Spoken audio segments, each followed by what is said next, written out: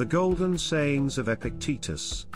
Translated and arranged by Hastings Crossley. Narrated by Chillbooks. 1. Are these the only works of Providence within us? What words suffice to praise or set them forth? Had we but understanding, should we ever cease hymning and blessing the divine power, both openly and in secret, and telling of his gracious gifts? Whether digging or ploughing or eating, should we not sing the hymn to God? Great is God, for that he hath given us such instruments to till the ground withal. Great is God, for that he hath given us hands and the power of swallowing and digesting, of unconsciously growing and breathing while we sleep. Thus should we ever have sung, yea and this, the grandest and divinest hymn of all. Great is God, for that he hath given us a mind to apprehend these things, and duly to use them. What then? Seeing that most of you are blinded, should there not be someone to fill this place, and sing the hymn to God on behalf of all men? What else can I that am old and lame do but sing to God? Were I a nightingale, I should do after the manner of a nightingale. Were I a swan, I should do after the manner of a swan. But now, since I am a reasonable being, I must sing to God, that is my work, I do it, nor will I desert this my post, as long as it is granted me to hold it, and upon you too I call to join in this self-same hymn. 2. How then do men act? As though one returning to his country who had sojourned for the night in a fair inn, should be so captivated thereby as to take up his abode there. Friend, thou hast forgotten thine intention. This was not thy destination, but only lay on the way thither. Nay, but it is a proper place. And how many more of the sort there may be, only to pass through upon thy way. Thy purpose was to return to thy country, to relieve thy kinsman's fears for thee, thyself to discharge the duties of a citizen, to marry a wife, to beget offspring, and to fill the appointed round of office. Thou didst not come to choose out what places are most pleasant, but rather to return to that wherein thou wast born and where wert appointed to be a citizen. 3. Try to enjoy the great festival of life with other men. 4. But I have one whom I must please, to whom I must be subject, whom I must obey, God, and those who come next to him.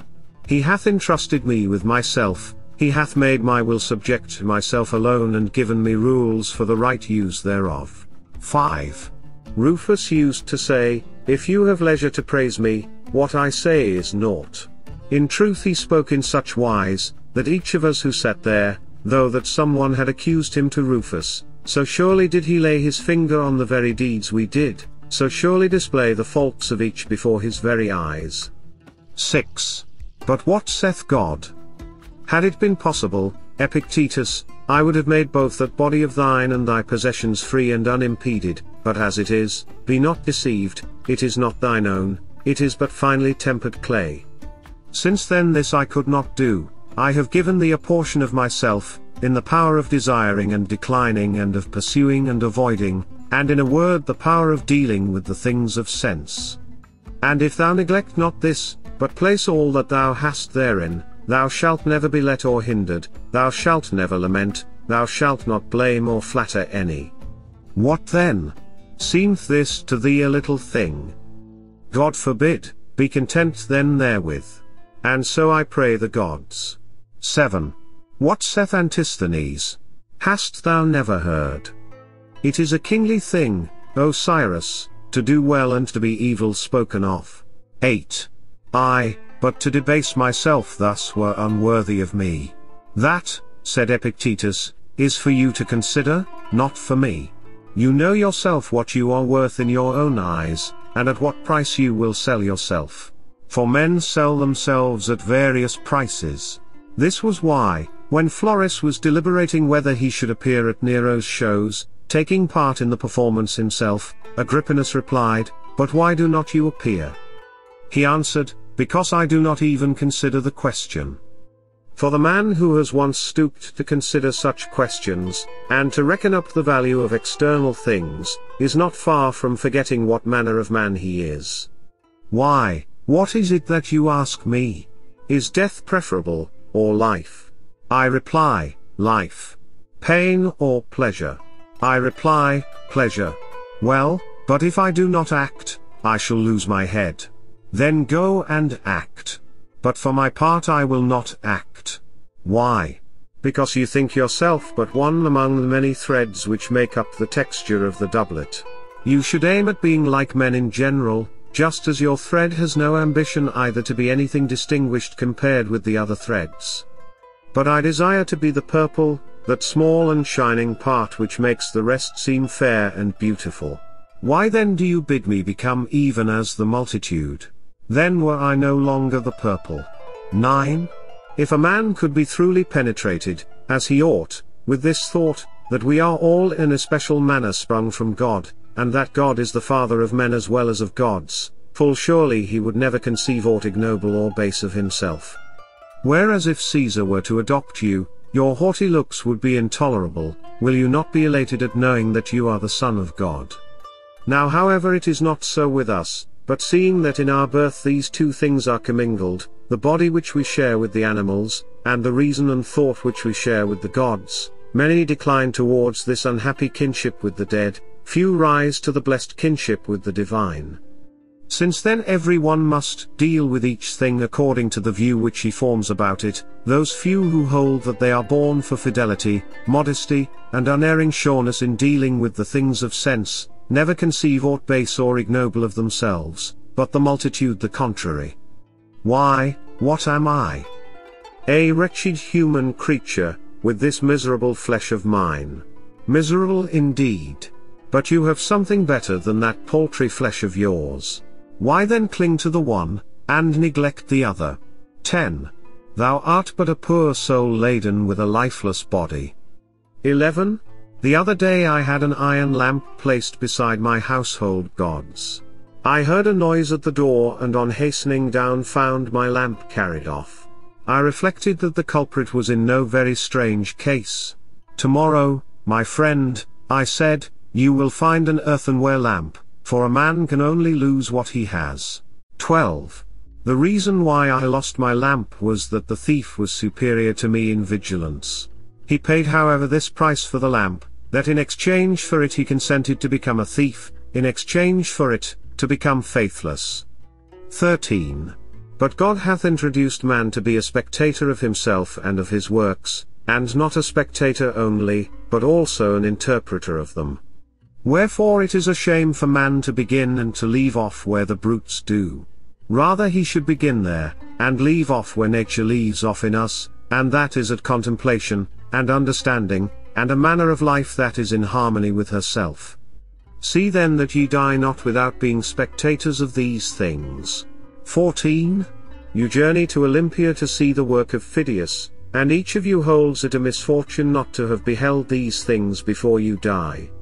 Whereas when there is no need even to take a journey, but you are on the spot, with the works before you, have you no care to contemplate and study these?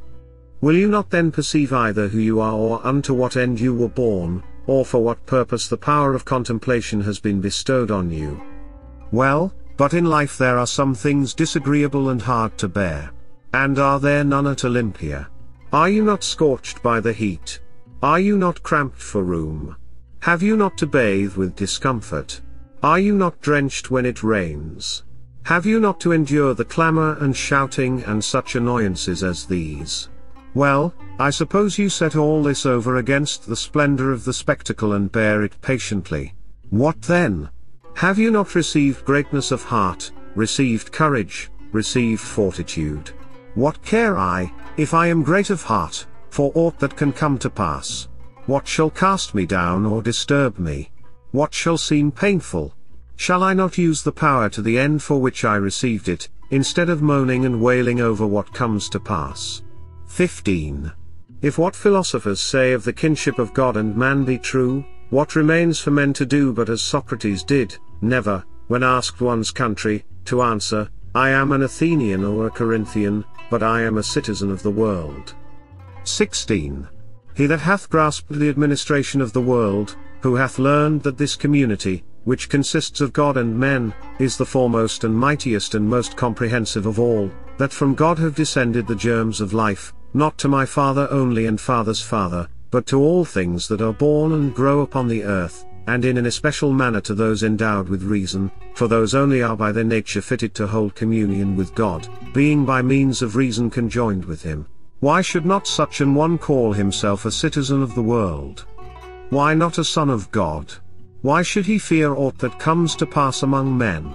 Shall kinship with Caesar, or any other of the great at Rome, be enough to hedge men around with safety and consideration, without a thought of apprehension, while to have God for our Maker, and Father, and kinsman, shall not this set us free from sorrows and fears? 17. I do not think that an old fellow like me need have been sitting here to try and prevent your entertaining abject notions of yourselves, and talking of yourselves in an abject and ignoble way, but to prevent there being by chance among you any such young men as, after recognizing their kindred to the gods, and their bondage in these chains of the body and its manifold necessities, should desire to cast them off as burdens too grievous to be borne, and depart their true kindred. This is the struggle in which your master and teacher, were he worthy of the name, should be engaged. You would come to me and say, Epictetus, we can no longer endure being chained to this wretched body, giving food and drink and rest and purification, aye, and for its sake forced, to be subservient to this man and that. Are these not things indifferent and nothing to us? Is it not true that death is no evil? Are we not in a manner kinsmen of the gods, and have we not come from them? Let us depart thither, whence we came, let us be freed from these chains that confine and press us down. Here are thieves and robbers and tribunals, and they that are called tyrants, who deem that they have after a fashion power over us, because of the miserable body and what appertains to it. Let us show them that they have power over none. 18. And to this I reply, friends, wait for God. When he gives the signal, and releases you from this service, then depart to him. But for the present, endure to dwell in the place wherein he hath assigned you your post. Short indeed is the time of your habitation therein, and easy to those that are minded. What tyrant, what robber, what tribunals have any terrors for those who thus esteem the body and all that belong to it as of no account? Stay, depart not rashly hence. 19. Something like that is what should pass between a teacher and ingenuous youths. As it is, what does pass? The teacher is a lifeless body, and you are lifeless bodies yourselves. When you have had enough to eat today, you sit down and weep about tomorrow's food. Slave? If you have it, well and good, if not, you will depart, the door is open, why lament? What further room is there for tears? What further occasion for flattery? Why should one envy another? Why should you stand in awe of them that have much or are placed in power, especially if they be also strong and passionate? Why, what should they do to us? What they can do, we will not regard, what does concern us, that they cannot do. Who then shall rule one that is thus minded? 20. Seeing this then, and noting well the faculties which you have, you should say, send now, O God, any trial that thou wilt. Lo, I have means and powers given me by thee to acquit myself with honor through whatever comes to pass. No, but there you sit, trembling for fear certain things should come to pass, and moaning and groaning and lamenting over what does come to pass. And then you upbraid the gods. Such meanness of spirit can have but one result, impiety. Yet God has not only given us these faculties by means of which we may bear everything that comes to pass without being crushed or depressed thereby, but like a good king and father, he has given us this without let or hindrance, placed wholly at our own disposition, without reserving to himself any power of impediment or restraint. Though possessing all these things free and all you own, you do not use them. You do not perceive what it is you have received nor whence it comes, but sit moaning and groaning, some of you blind to the giver, making no acknowledgement to your benefactor, others basely giving themselves to complaints and accusations against God. Yet what faculties and powers you possess for attaining courage and greatness of heart, I can easily show you. What you have for upbraiding and accusation, it is for you to show me. 21. How did Socrates bear himself in this regard?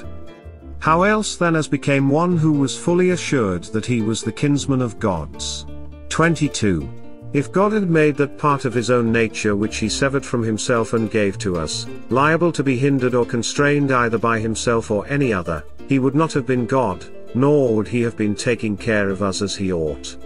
If you choose, you are free. If you choose, you need blame no man, accuse no man. All things will be at once according to your mind and according to the mind of God. 23. Petrifaction is of two sorts. There is petrifaction of the understanding, and also of the sense of shame. This happens when a man obstinately refuses to acknowledge plain truths, and persists in maintaining what is self-contradictory. Most of us dread mortification of the body, and would spare no pains to escape anything of that kind. But of mortification of the soul we are utterly heedless.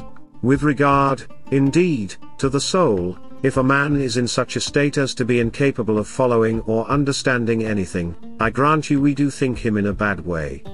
But mortification of the sense of shame and modesty we go so far as to dub strength of mind. 24. If we were as intent upon our business as the old fellows at Rome are upon what interests them, we too might perhaps accomplish something.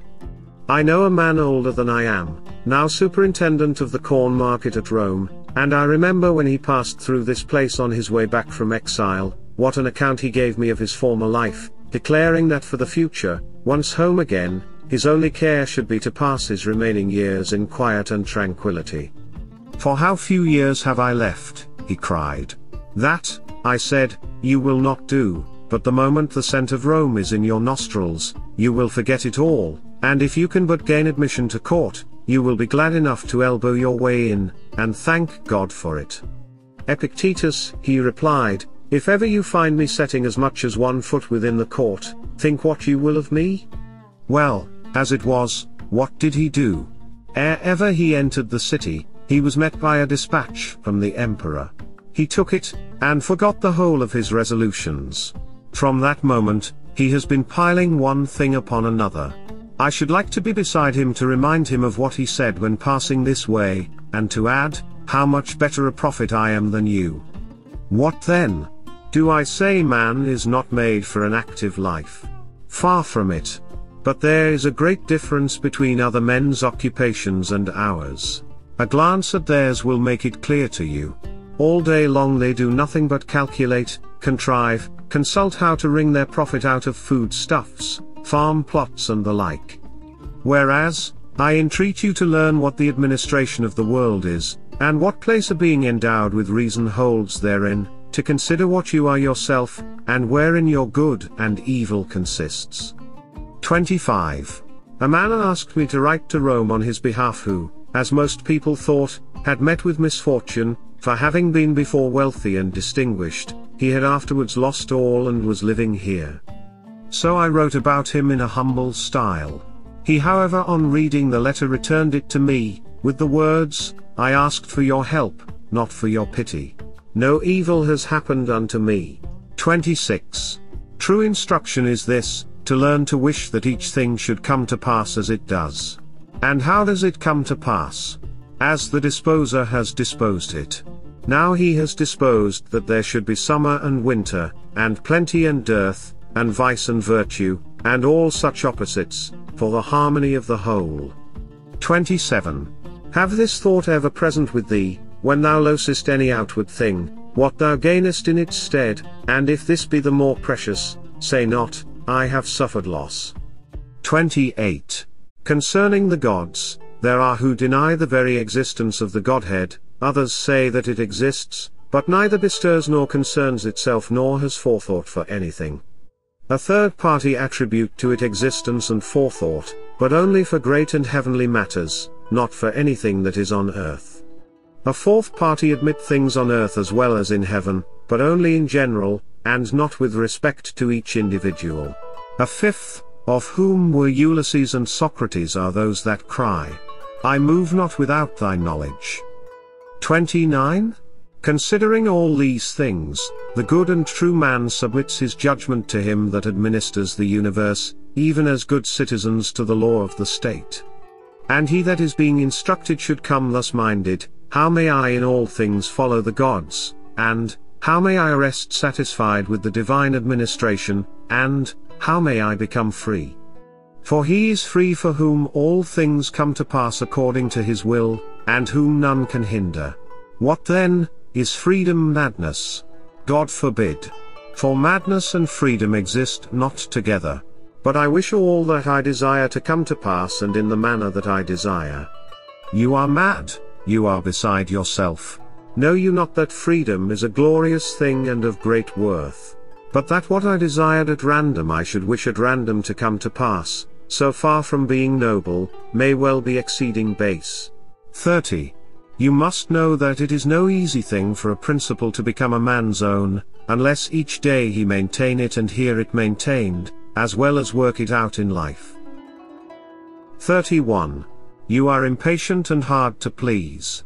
If alone, you call it solitude; if in the company of men, you dub them conspirators and thieves, and find fault with your very parents, children, brothers, and neighbors. Whereas when by yourself you should have called it tranquility and freedom, and herein deemed yourself like unto the gods. And when in the company of many, you should not have called it a wearisome crowd and tumult, but an assembly and a tribunal, and thus accepted all with contentment. 32. What then is the chastisement of those who accept it not? To be as they are. Is any discontented with being alone? Let him be in solitude. Is any discontented with his parents? Let him be a bad son, and lament. Is any discontented with his children? Let him be a bad father, throw him into prison. What prison? Where he is already, for he is there against his will, and wherever a man is against his will, that to him is a prison. Thus Socrates was not in prison, since he was there with his own consent. 33. Knowest thou what a speck thou art in comparison with the universe? That is, with respect to the body, since with respect to reason, thou art not inferior to the gods, nor less than they. For the greatness of reason is not measured by length or height, but by the resolves of the mind. Place then thy happiness in that wherein thou art equal to the gods. 34. Asked how a man might eat acceptably to the gods, Epictetus replied, if when he eats, he can be just, cheerful, equable, temperate, and orderly, can he not thus eat acceptably to the gods? But when you call for warm water, and your slave does not answer, or when he answers brings it lukewarm, or is not even found to be in the house at all, then not to be vexed nor burst with anger, is not that acceptable to the gods? But how can one endure such people? Slave, will you not endure your own brother, that as God to his forefather, even as a son sprung from the same stock, and of the same high descent as yourself? And if you are stationed in a high position, are you therefore forthwith set up for a tyrant? Remember who you are, and whom you rule, that they are by nature your kinsmen, your brothers, the offspring of God. But I paid a price for them, not they for me. Do you see whither you are looking, down to the earth, to the pit, to those despicable laws of the dead? But to the laws of the gods you do not look. 35. When we are invited to a banquet, we take what is set before us, and were one to call upon his host, to set fish upon the table or sweet things, he would be deemed absurd. Yet in a word, we ask the gods for what they do not give, and that, although they have given us so many things. 36. Asked how a man might convince himself that every single act of his was under the eye of God, Epictetus answered, do you not hold that things on earth and things in heaven are continuous and in unison with each other? I do, was the reply. Else how should the trees sow regularly, as though by God's command, at his bidding flower, at his bidding send forth shoots, bear fruit and ripen it, at his bidding let it fall and shed their leaves, and folded up upon themselves lie in quietness and rest? How else, as the moon waxes and wanes, as the sun approaches and recedes, can it be that such vicissitude and alternation is seen in earthly things? If then all things that grow, nay, our own bodies, are thus bound up with the whole, is not this still truer of our souls? And if our souls are bound up and in contact with God, as being very parts and fragments plucked from himself, Shall he not feel every movement of theirs as though it were his own, and belonging to his own nature? 37. But, you say, I cannot comprehend all this at once. Why, who told you that your powers were equal to God's?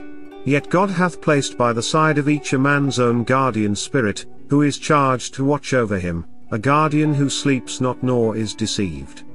For to what better or more watchful guardian could he have committed which of us? So when you have shut the doors and made a darkness within, remember never to say that you are alone, for you are not alone, but God is within, and your guardian spirit, and what light do they need to behold what you do? To this God you also should have sworn allegiance, even as soldiers unto Caesar. They, when their service is hired, swear to hold the life of Caesar dearer than all else, and will you not swear your oath, that are deemed worthy of so many and great gifts? And will you not keep your oath when you have sworn it? And what oath will you swear? Never to disobey, never to arraign or murmur at aught that comes to you from his hand, never unwillingly to do or suffer aught that necessity lays upon you. Is this oath like theirs? They swear to hold no other dearer than Caesar, you, to hold our true selves dearer than all else beside. 38. How shall my brother cease to be wroth with me? Bring him to me, and I will tell him. But to thee I have nothing to say about his anger. 39.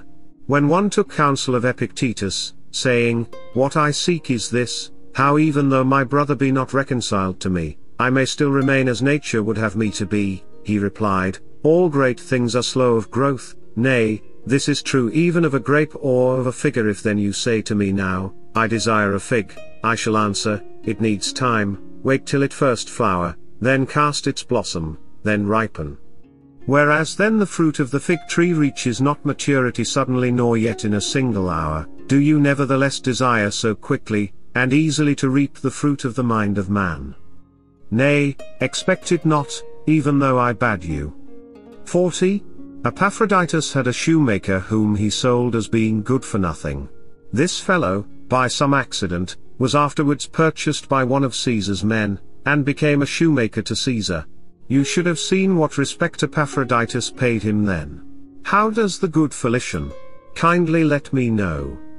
And if any of us inquired, What is Epaphroditus doing?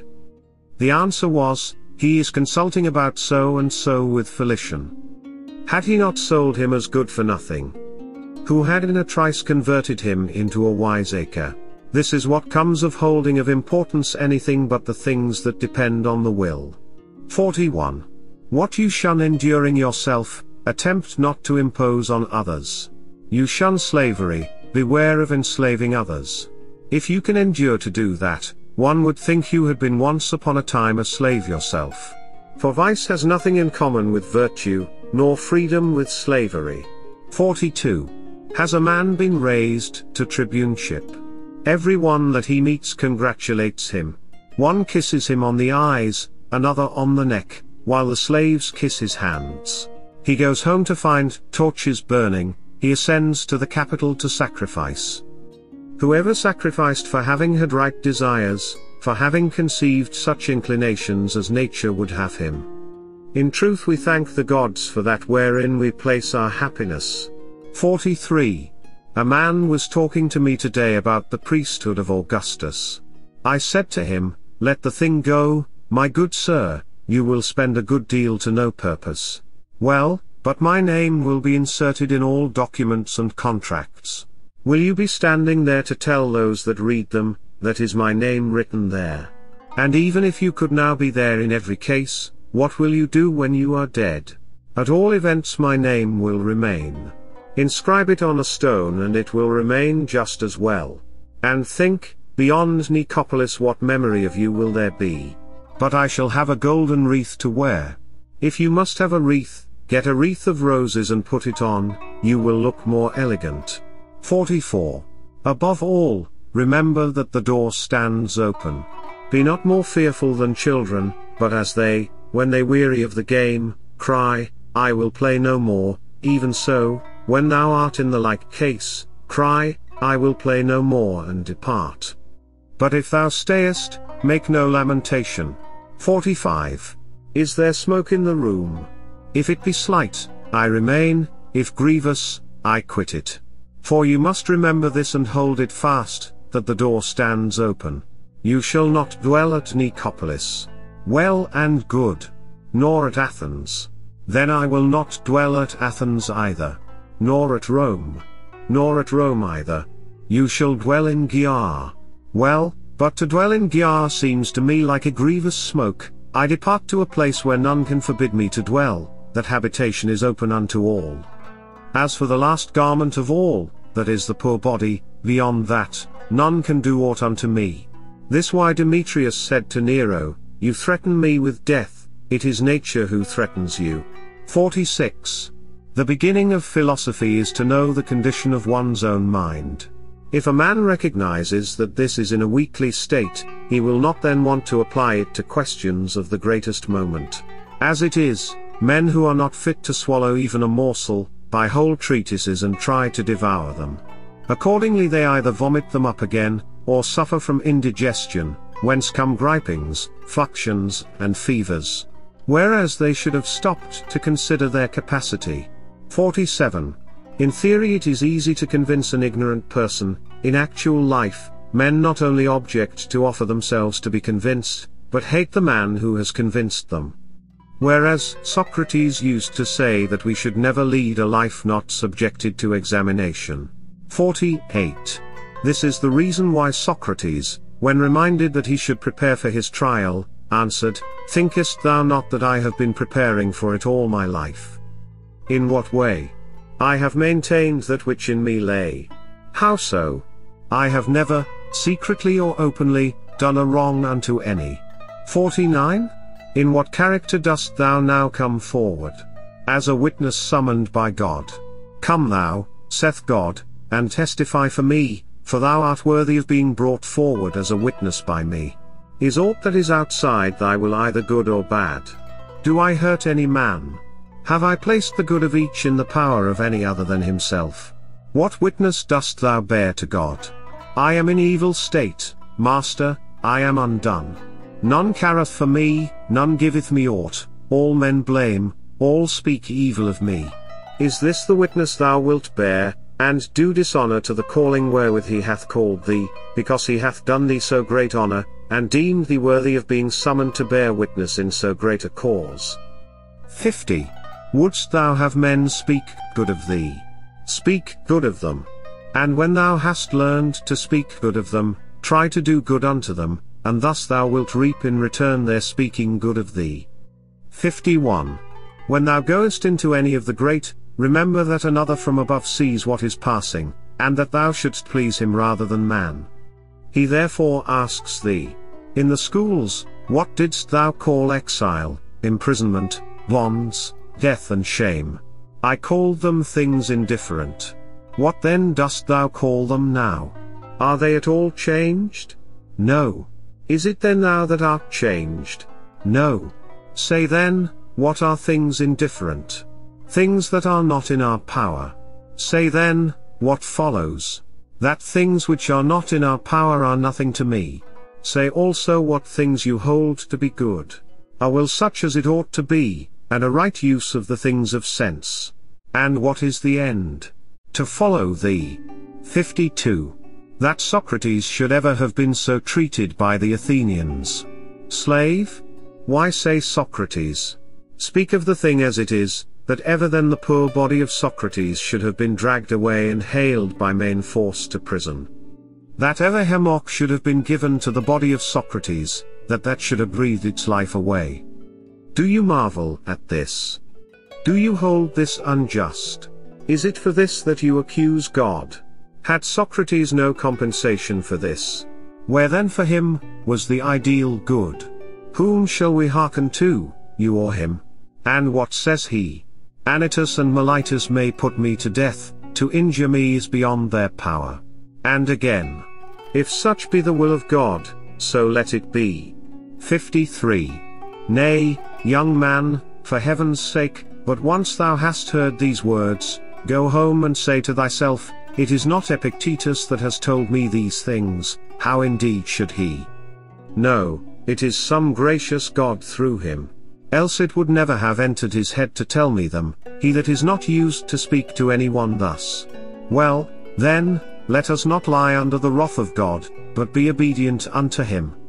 Nay, indeed, but if a raven by its croaking bears thee any sign, it is not the raven but God that sends the sign through the raven, and if he signifies anything to thee through human voice, will he not cause the man to say these words to thee, that thou mayest know the power of the divine, how he sends a sign to some in one way and to others in another, and on the greatest and highest matters of all signifies his will through the noblest messenger. What else does the poet mean? I spake unto him erst myself, and sent Hermes the shining one, to check and warn him. The husband not to slay, nor with a wife. 54. In the same way my friend Heraclitus, who had a trifling suit about a petty farm at Rhodes, first showed the judges that his cause was just, and then at the finish cried, I will not entreat you, nor do I care what sentence you pass. It is you who are on your trial, not I. And so he ended the case. 55. As for us, we behave like a herd of deer. When they flee from the huntsman's feathers in a fright, which way do they turn? What haven of safety do they make for? Why, they rush upon the nets. And thus they perish by confounding what they should fear with that wherein no danger lies. Not death or pain is to be feared, but the fear of death or pain. Well said the poet therefore. Death has no terror, only a death of shame. 56. How is it then that certain external things are said to be natural, and other contrary to nature? Why, just as it might be said if we stood alone and apart from others. A foot, for instance, I will allow it is natural should be clean. But if you take it as a foot, and as a thing which does not stand by itself, it will beseem it, if need be, to walk in the mud, to tread on thorns, and sometimes even to be cut off, for the benefit of the whole body, else it is no longer a foot. In some such way we should conceive of ourselves also. What art thou? A man. Looked at as standing by thyself and separate, it is natural for thee in health and wealth long to live. But looked at as a man, and only as a part of a whole, it is for that whole's sake that thou shouldest at one time fall sick, at another brave the perils of the sea, again, know the meaning of want and perhaps die an early death. Why then repine? Knowest thou not that as the foot is no more a foot if detached from the body, so thou in like case art no longer a man? For what is a man? A part of a city, first of the city of gods and men, next of that which ranks nearest it, a miniature of the universal city. In such a body, in such a world enveloping us, among lives like these, such things must happen to one or another. Thy part, then, being here, is to speak of these things as is meet, and to order them as befits the matter. 57. That was a good reply which Diogenes made to a man who asked him for letters of recommendation, that you are a man, he will know when he sees you, whether a good or bad one, he will know if he has any skill in discerning the good or bad. But if he has none, he will never know, though I write him 1,000 times. It is as though a piece of silver money desired to be recommended to someone to be tested. If the man be a good judge of silver, he will know, the coin will tell its own tale. 58. Even as the traveller asks his way of him that he meets, inclined in no wise to bear to the right rather than to the left, for he desires only the way leading whither he would go, so should we come unto God as to a guide, even as we use our eyes without admonishing them to show us some things rather than others, but content to receive the images of such things as they present to us. But as it is we stand anxiously watching the victim, and with the voice of supplication call upon the augur, Master, have mercy on me, vouchsafe unto me a way of escape. Slave, would you then have aught else than what is best? Is there anything better than what is God's good pleasure? Why, as far as in you lies, would you corrupt your judge, and lead your counselor astray? 59. God is beneficent. But the good also is beneficent. It should seem then that where the real nature of God is, there too is to be found the real nature of the good. What then is the real nature of God? Intelligence, knowledge, right reason. Here then without more ado seek the real nature of the good. For surely thou dost not seek it in a plant or in an animal that reasoneth not. 60. Seek then the real nature of the good in that without whose presence thou wilt not admit the good to exist in aught else. What then? Are not these other things also works of God? They are, but not preferred to honor, nor are they portions of God. But thou art a thing preferred to honor, thou art thyself a fragment torn from God, thou hast a portion of him within thyself. How is it then that thou dost not know thy high descent, dost not know whence thou comest? When thou eatest, wilt thou not remember who thou art that eatest and whom thou feedest? In intercourse, in exercise, in discussion knowest thou not that it is a God whom thou feedest, a God whom thou exercisest, a God whom thou bearest about with thee, O miserable? And thou perceivest it not. Thinkest thou that I speak of a God of silver or gold, that is without thee? Nay, thou bearest him within thee, all unconscious of polluting him with thoughts impure and unclean deeds. Were an image of God present, thou wouldest not dare to act as thou dost, yet, when God himself is present within thee, beholding and hearing all, thou dost not blush to think such thoughts and do such deeds, O thou that art insensible of thine own nature and liest under the wrath of God. 61. Why then are we afraid when we send a young man from the schools into active life, lest he should indulge his appetites intemperately, lest he should debase himself by ragged clothing, or be puffed up by fine raiment? Knows he not the God within him, knows he not with whom he is starting on his way? Have we patience to hear him say to us, Would I had thee with me? Hast thou not God where thou art, and having him dost thou still seek for any other? Would he tell thee aught else than these things? Why, wert thou a statue of Phidias, an Athena or a Zeus, thou wouldst bethink thee both of thyself and thine artificer, and hadst thou any sense, thou wouldst strive to do no dishonor to thyself or him that fashioned thee, nor appear to beholders in unbefitting guise. But now, because God is thy maker, is that why thou carest not of what sort thou shalt show thyself to be? Yet how different the artists and their workmanship! What human artists' work, for example, has in it the faculties that are displayed in fashioning it? Is it aught but marble, bronze, gold, or ivory?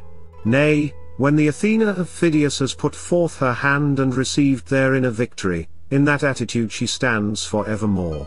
But God's works move and breathe, they use and judge the things of sense. The workmanship of such an artist, wilt thou dishonor him? When he not only fashioned thee, but placed thee, like a ward, in the care and guardianship of thyself alone, wilt thou not only forget this, but also do dishonor to what is committed to thy care? If God had entrusted thee with an orphan, wouldst thou have thus neglected him? He hath delivered thee to thine own care, saying, I had none more faithful than myself, keep this man for me such as nature hath made him, modest, faithful, high-minded, a stranger to fear, to passion, to perturbation. Such will I show myself to you all, what, exempt from sickness also, from age, from death.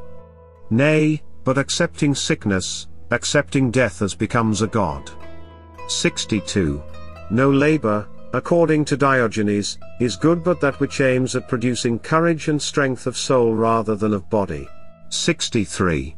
A guide, on finding a man who has lost his way, brings him back to the right path, he does not mock and jeer at him and then take himself off. You also must show the unlearned man the truth, and you will see that he will follow. But so long as you do not show it him, you should not mock, but rather feel your own incapacity. 64.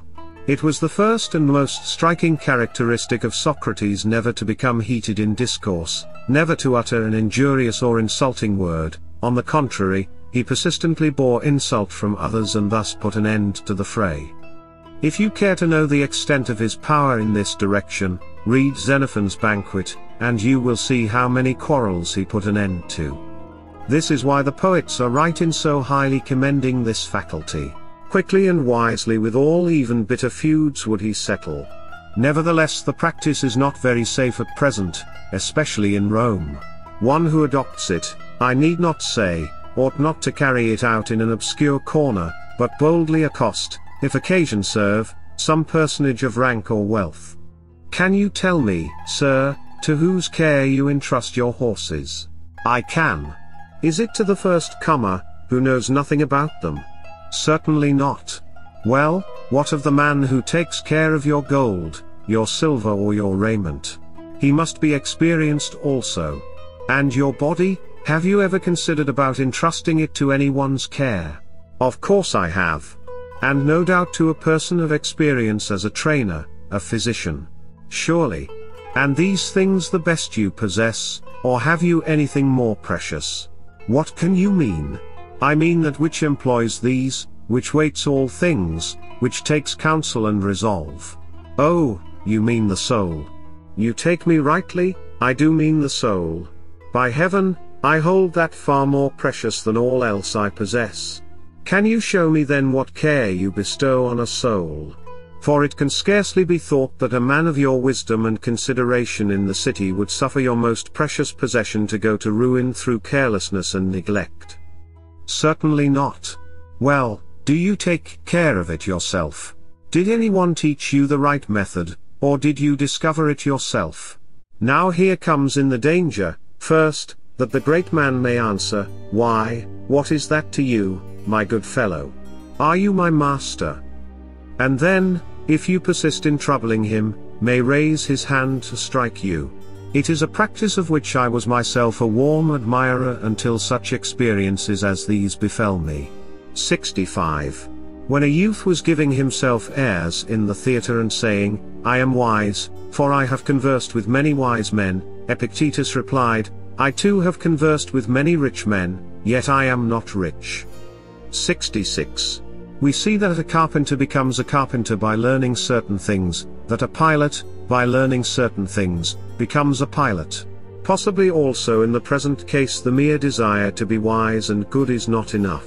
It is necessary to learn certain things. This is then the object of our search.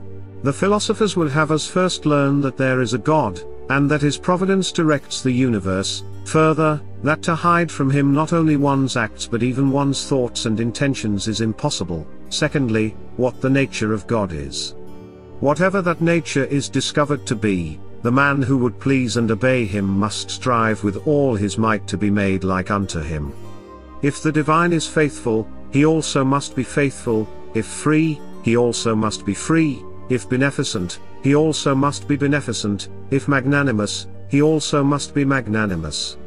Thus as an imitator of God must he follow him in every deed and word. 67. If I show you, that you lack just what is most important and necessary to happiness, that hitherto your attention has been bestowed on everything rather than that which claims it most, and, to crown all, that you know neither what God nor man is, neither what good or evil is, why, that you are ignorant of everything else, perhaps you may bear to be told, but to hear that you know nothing of yourself, how could you submit to that? How could you stand your ground and suffer that to be proved? Clearly not at all. You instantly turn away in wrath. Yet what harm have I done to you? Unless indeed the mirror harms the ill-favored man by showing him to himself just as he is, unless the physician can be thought to insult his patient, when he tells him, "Friend, do you suppose there is nothing wrong with you? Why, you have a fever.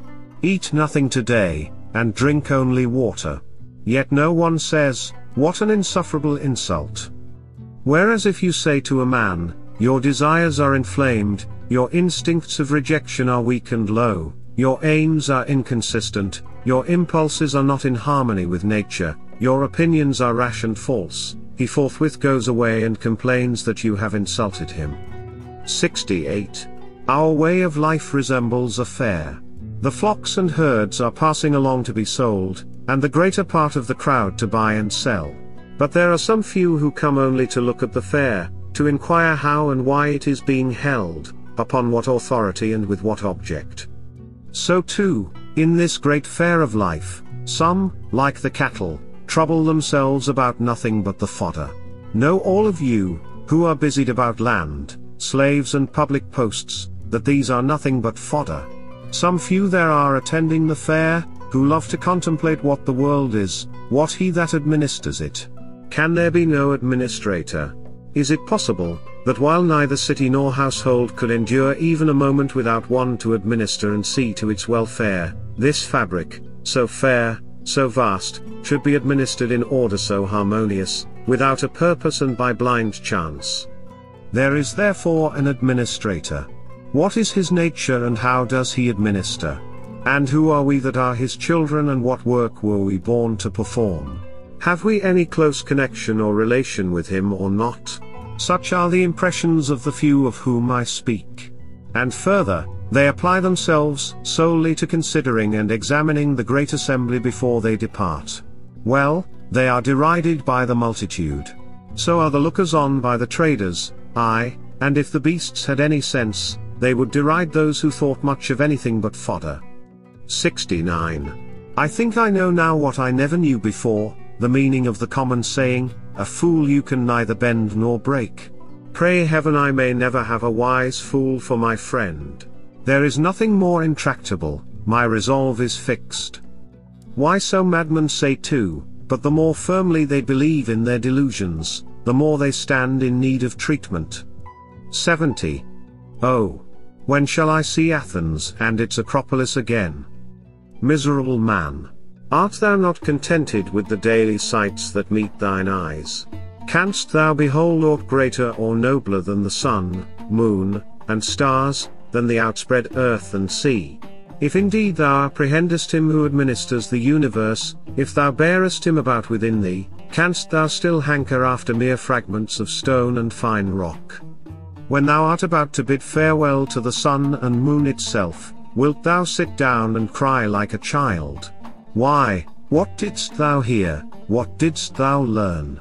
Why didst thou write thyself down a philosopher, when thou mightest have written what was the fact, namely, I have made 1 or 2 compendiums, I have read some works of Chrysippus, and I have not even touched the hem of philosophy's robe. 71. Friend, lay hold with a desperate grasp, ere it is too late, on freedom, on tranquility, on greatness of soul.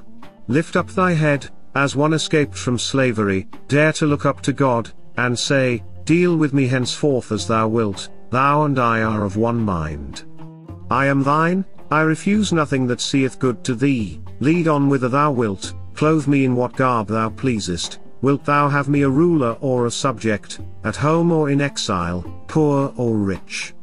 All these things will I justify unto men for thee. I will show the true nature of each. Who would Hercules have been had he loitered at home? No Hercules, but Eurystheus. And in his wanderings through the world how many friends and comrades did he find? But nothing dearer to him than God. Wherefore he was believed to be God's son, as indeed he was. So then in obedience to him, he went about delivering the earth from injustice and lawlessness. But thou art not Hercules, thou sayest, and canst not deliver others from their iniquity, not even Theseus, to deliver the soil of Attica from its monsters. Purge away thine own, cast forth thence, from thine own mind, not robbers and monsters, but fear, desire, envy, malignity, avarice, effeminacy, intemperance. And these may not be cast out, except by looking to God alone, by fixing thy affections on him only, and by consecrating thyself to his commands. If thou choosest aught else, with sighs and groans thou wilt be forced to follow a might greater than thine own, ever seeking tranquility without, and never able to attain unto her.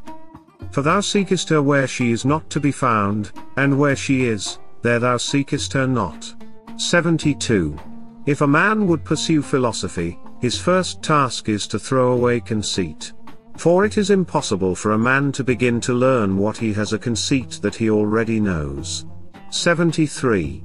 Give me but one young man, that has come to the school with this intention, who stands forth a champion of this cause, and says, all else I renounce, content if I am but able to pass my life free from hindrance and trouble, to raise my head aloft and face all things as a free man, to look up to heaven as a friend of God, fearing nothing that may come to pass. Point out such a one to me, that I may say, enter, young man, into possession of that which is thine own. For thy lot is to adorn philosophy. Thine are these possessions, thine these books, these discourses. And when our champion has duly exercised himself in this part of the subject, I hope he will come back to me and say, what I desire is to be free from passion and from perturbation, as one who grudges no pains in the pursuit of piety and philosophy. What I desire is to know my duty to the gods, my duty to my parents, to my brothers, to my country, to strangers. Enter then on the second part of the subject, it is thine also.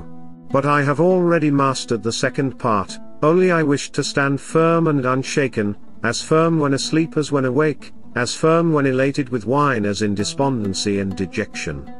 Friend, you are verily a god. You cherish great designs. 74. The question at stake, said Epictetus, is no common one, it is this, are we in our senses, or are we not? 75. If you have given way to anger, be sure that over and above the evil involved therein, you have strengthened the habit, and added fuel to the fire. If overcome by a temptation of the flesh, do not reckon it a single defeat, but that you have also strengthened your dissolute habits.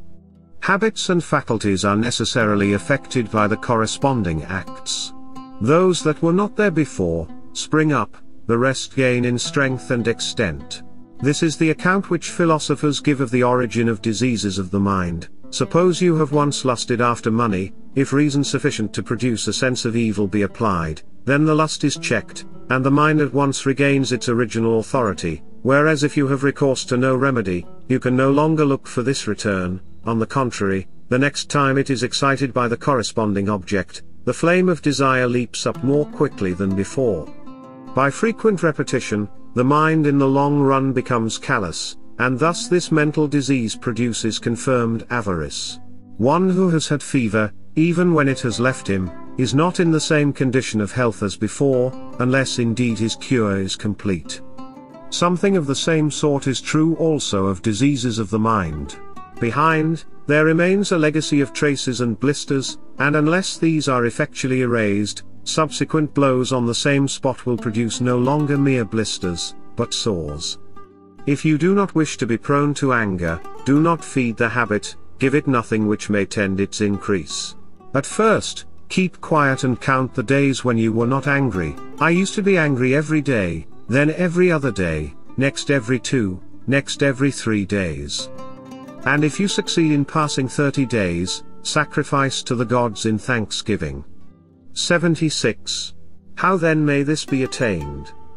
Resolve, now if never before, to approve thyself to thyself, resolve to show thyself fair in God's sight, long to be pure with thine own pure self and God. 77. That is the true athlete, that trains himself to resist such outward impressions as these. Stay, wretched man. Suffer not thyself to be carried away. Great is the combat, divine the task. You are fighting for kingship, for liberty, for happiness, for tranquility. Remember God, call upon him to aid thee, like a comrade that stands beside thee in the fight. 78. Who then is a Stoic, in the sense that we call a statue of Phidias which is modelled after that master's art? Show me a man in this sense modelled after the doctrines that are ever upon his lips. Show me a man that is sick, and happy, an exile, and happy, in evil report, and happy. Show me him, I ask again. So help me heaven, I long to see one Stoic. Nay, if you cannot show me one fully modelled, let me at least see one in whom the process is at work, one whose bent is in that direction. Do me that favour. Grudge it not to an old man, to behold a sight he has never yet beheld. Think you I wish to see the Zeus or Athena of Phidias, bedecked with gold and ivory? Nay, show me, one of you, a human soul, desiring to be of one mind with God, no more to lay blame on God or man, to suffer nothing to disappoint, nothing to cross him, to yield neither to anger, envy, nor jealousy, in a word, why disguise the matter? One that from a man would fain become a god, one that while still imprisoned in this dead body makes fellowship with God his aim. Show me him. Ah, you cannot. Then why mock yourselves and delude others? Why stalk about tricked out in other men's attire, thieves and robbers that you are of names and things to which you can show no title. 79. If you have assumed a character beyond your strength, you have both played a poor figure in that, and neglected one that is within your powers. 80. Fellow, you have come to blows at home with a slave, you have turned the household upside down, and thrown the neighborhood into confusion, and do you come to me then with airs of assumed modesty? Do you sit down like a sage and criticize my explanation of the readings, and whatever idle babble you say has come into my head? Have you come full of envy, and dejected because nothing is sent you from home, and while the discussion is going on, do you sit brooding on nothing but how your father or your brother are disposed towards you? What are they saying about me there? At this moment they imagine I am making progress and saying, he will return perfectly omniscient. I wish I could become omniscient before I return, but that would be very troublesome. No one sends me anything, the baths at Nicopolis are dirty, things are wretched at home and wretched here. And then they say, nobody is any the better for the school. Who comes to the school with a sincere wish to learn, to submit his principles to correction and himself to treatment? Who, to gain a sense of his wants? Why then be surprised if you carry home from the school exactly what you bring into it? 81. Epictetus, I have often come desiring to hear you speak, and you have never given me any answer. Now if possible, I entreat you, say something to me. Is there, do you think, replied Epictetus, an art of speaking as of other things, if it is to be done skillfully and with profit to the hearer? Yes. And are all profited by what they hear, or only some among them? So that it seems there is an art of hearing as well as of speaking. To make a statue needs skill, to view a statue aright needs skill also. Admitted. And I think all will allow that one who proposes to hear philosophers speak needs a considerable training in hearing. Is that not so? But tell me on what subject you are able to hear me. Why, on good and evil. The good and evil of what? A horse, an ox? No, of a man. Do we know then what man is? What his nature is? What is the idea we have of him? And are our ears practiced in any degree on the subject? Nay, do you understand what nature is? Can you follow me in any degree when I say that I shall have to use demonstration? Do you understand what demonstration is? What true or false is? Must I drive you to philosophy? Show me what good I am to do by discoursing with you. Rouse my desire to do so. The sight of a pasture it loves stirs in a sheep the desire to feed. Show it a stone or a bit of bread and it remains unmoved. Thus we also have certain natural desires, aye, and one that moves us to speak when we find a listener that is worth his salt, one that himself stirs the spirit. But if he sits by like a stone or a tuft of grass, how can he rouse a man's desire? Then you will say nothing to me. I can only tell you this, that one who knows not who he is and to what end he was born, what kind of world this is and with whom he is associated therein, one who cannot distinguish good and evil, beauty and foulness, truth and falsehood, will never follow reason in shaping his desires and impulses and repulsions, nor yet in assent, denial, or suspension of judgment, but will in one word go about deaf and blind, thinking himself to be somewhat, when he is in truth of no account. Is there anything new in all this? Is not this ignorance the cause of all the mistakes and mischances of men since the human race began? This is all I have to say to you, and even this against the grain. Why? Because you have not stirred my spirit. For what can I see in you to stir me, as a spirited horse will stir a judge of horses? Your body, that you maltreat. Your dress, that is luxurious. Your behavior, your look, nothing whatever. When you want to hear a philosopher, do not say, you say nothing to me, only show yourself worthy or fit to hear, and then you will see how you will move the speaker. 82. And now, when you see brothers apparently good friends and living in accord, do not immediately pronounce anything upon their friendship, though they should affirm it with an oath, though they should declare, for us to live apart in a thing impossible. For the heart of a bad man is faithless, unprincipled, inconstant, now overpowered by one impression, now by another. Ask not the usual questions: were they born of the same parents, reared together, and under the same tutor? But ask this only: in what they place their real interest, whether in outward things or in the will. If in outward things, call them not friends any more than faithful, constant, brave or free; call them not even human beings, if you have any sense. But should you hear that these men hold the good to lie only in the will, only in rightly dealing with the things of sense, take no more trouble to inquire whether they are father and son or brothers, or comrades of long standing, but, sure of this one thing, pronounce as boldly that they are friends as that they are faithful and just, for where else can friendship be found than where modesty is, where there is an interchange of things fair and honest, and of such only. 83. No man can rob us of our will, no man can lord it over that. 84. When disease and death overtake me, I would fain be found engaged in the task of liberating mine own will from the assaults of passion, from hindrance, from resentment, from slavery. Thus would I fain to be found employed, so that I may say to God, have I in aught transgressed thy commands? Have I in aught perverted the faculties, the senses, the natural principles that thou didst give me? Have I ever blamed thee or found fault with thine administration? When it was thy good pleasure, I fell sick, and so did other men, by my will consented.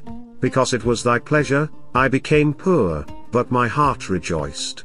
No power in the state was mine, because thou wouldst not, such power I never desired. Hast thou ever seen me of more doleful countenance on that account?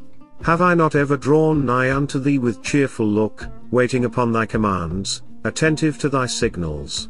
Wilt thou that I now depart from the great assembly of men? I go, I give thee all thanks, that thou hast deemed me worthy to take part with thee in this assembly, to behold thy works, to comprehend this thine administration. Such I would were the subject of my thoughts, my pen, my study, when death overtakes me. 85.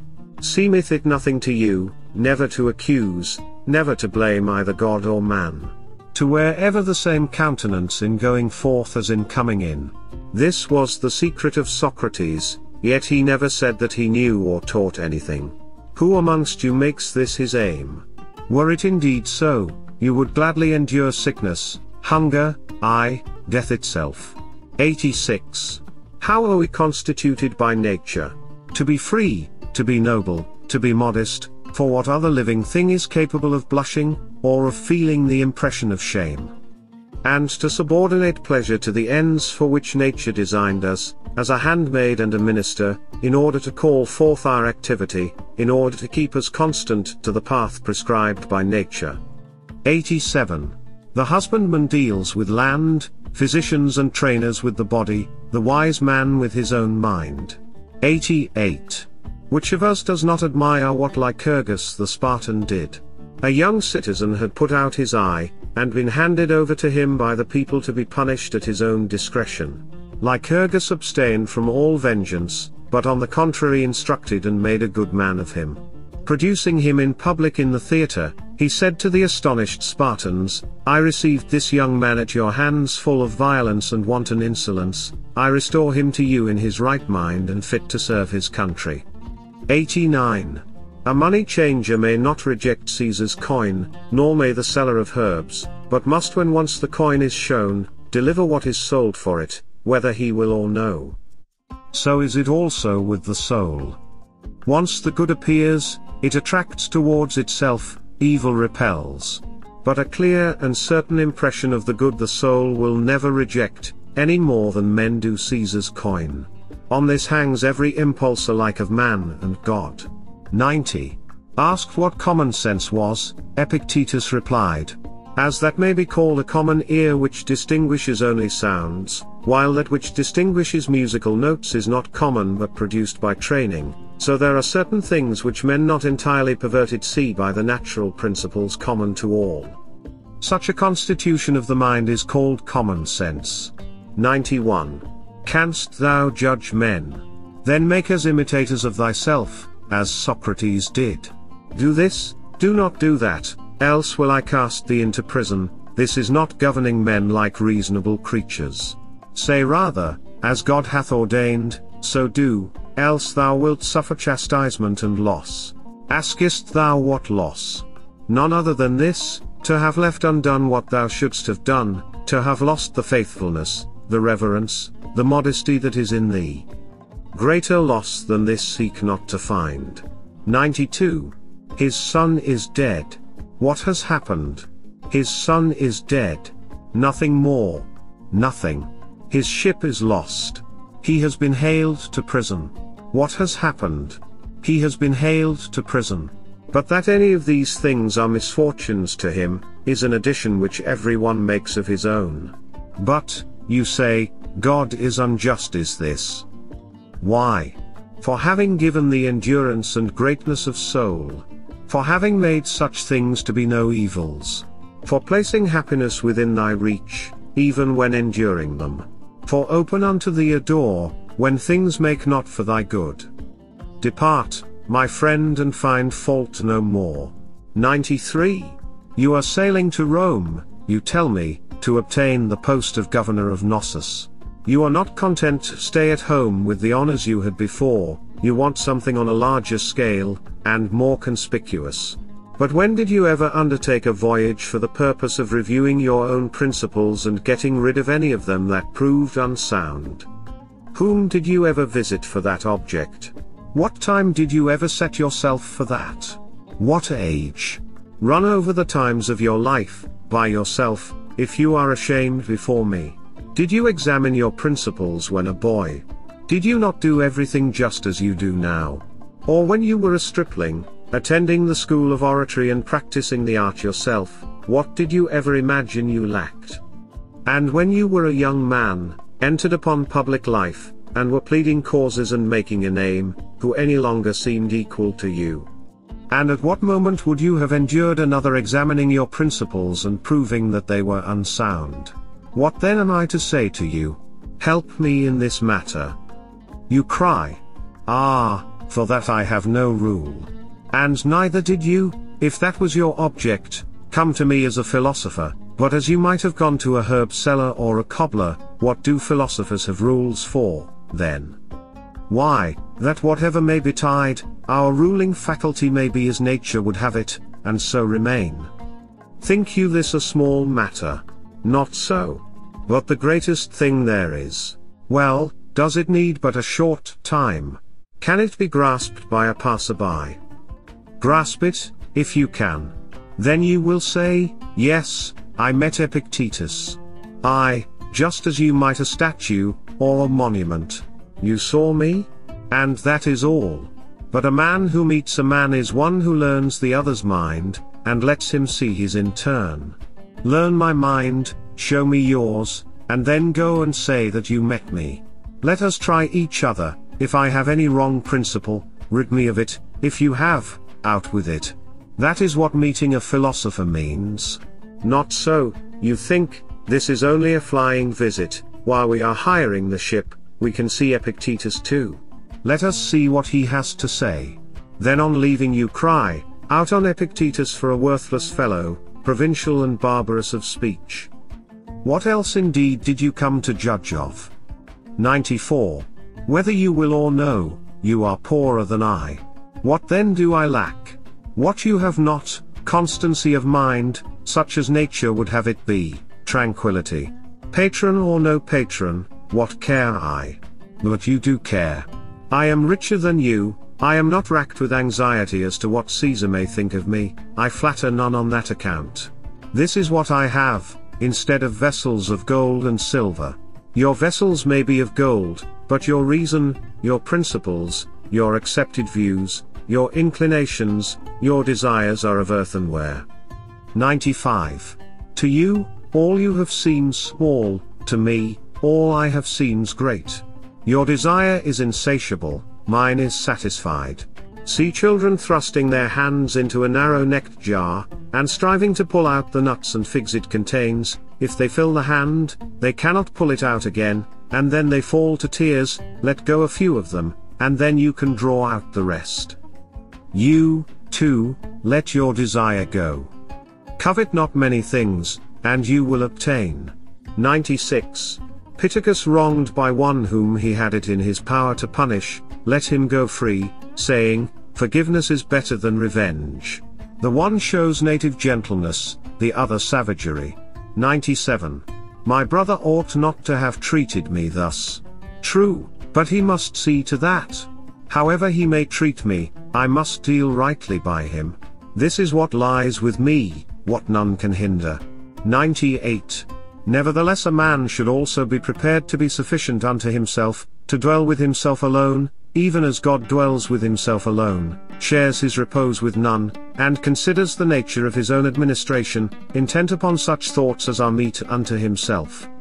So should we also be able to converse with ourselves, to need none else beside, to sigh for no distraction, to bend our thoughts upon the divine administration, and how we stand related to all else, to observe how human accidents touched us of old, and how they touch us now, what things they are that still have power to hurt us, and how they may be cured or removed, to perfect what needs perfecting as reason would direct.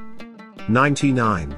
If a man has frequent intercourse with others, either in the way of conversation, entertainment, or simple familiarity, he must either become like them, or change them to his own fashion. A live coal placed next a dead one will either kindle that or be quenched by it. Such being the risk, it is well to be cautious in admitting intimacies of this sort, remembering that one cannot rub shoulders with a soot-stained man without sharing the soot oneself. What will you do, supposing the talk turns on gladiators, or horses, or prize fighters, or, what is worse, on persons, condemning this and that, approving the other? Or suppose a man sneers and jeers or shows a malignant temper. Has any among us the skill of the lute player, who knows at the first touch which strings are out of tune and sets the instrument right? Has any of you such power as Socrates had, in all his intercourse with men, of winning them over to his own convictions? Nay, but you must needs be swayed hither and thither by the uninstructed. How comes it then that they prove so much stronger than you? Because they speak from the fullness of the heart, their low, corrupt views are their real convictions, whereas your fine sentiments are but from the lips, outwards. That is why they are so nerveless and dead. It turns one's stomach to listen to your exhortations, and hear of your miserable virtue, that you prate of up and down. Thus it is that the vulgar prove too strong for you. Everywhere strength, everywhere victory waits your conviction. 100. In general, any methods of discipline applied to the body which tend to modify its desires or repulsions, are good, for ascetic ends. But if done for display, they betray at once a man who keeps an eye on outward show, who has an ulterior purpose, and is looking for spectators to shout, "Oh, what a great man!" This is why Apollonius so well said, if you are bent upon a little private discipline, wait till you are choking with heat some day, then take a mouthful of cold water, and spit it out again, and tell no man. 101. Study how to give as one that is sick, that thou mayest hereafter give as one that is whole. Fast, drink water only, abstain altogether from desire, that thou mayest hereafter conform thy desire to reason. 102. Thou wouldst do good unto men. Then show them by thine own example what kind of men philosophy can make, and cease from foolish trifling. Eating, do good to them that eat with thee, drinking, to them that drink with thee, yield unto all, give way, and bear with them. Thus shalt thou do them good, but vent not upon them thine own evil humour. 103. Even as bad actors cannot sing alone, but only in chorus, so some cannot walk alone. Man, if thou art aught, strive to walk alone and hold converse with thyself, instead of skulking in the chorus. At length think, look around thee, bestir thyself, that thou mayest know who thou art. 104. You would fain be victor at the Olympic Games, you say. Yes, but weigh the conditions, weigh the consequences, then and then only, lay to your hand, if it be for your profit. You must live by rule, submit to diet, abstain from dainty meats, exercise your body perforce at stated hours, in heat or in cold, drink no cold water, nor, it may be, wine. In a word, you must surrender yourself wholly to your trainer, as though to a physician. Then in the hour of contest, you will have to delve the ground, it may chance dislocate an arm, sprain an ankle, gulp down abundance of yellow sand, be scourged with the whip, and with all this sometimes lose the victory. Count the cost, and then, if your desire still holds, try the wrestler's life. Else let me tell you that you will be behaving like a pack of children playing now at wrestlers, now at gladiators, presently falling to trumpeting and anon to stage playing, when the fancy takes them for what they have seen. And you are even the same, wrestler, gladiator, philosopher, orator, all by turns and none of them with your whole soul. Like an ape, you mimic what you see, to one thing constant, never, the thing that is familiar charms no more.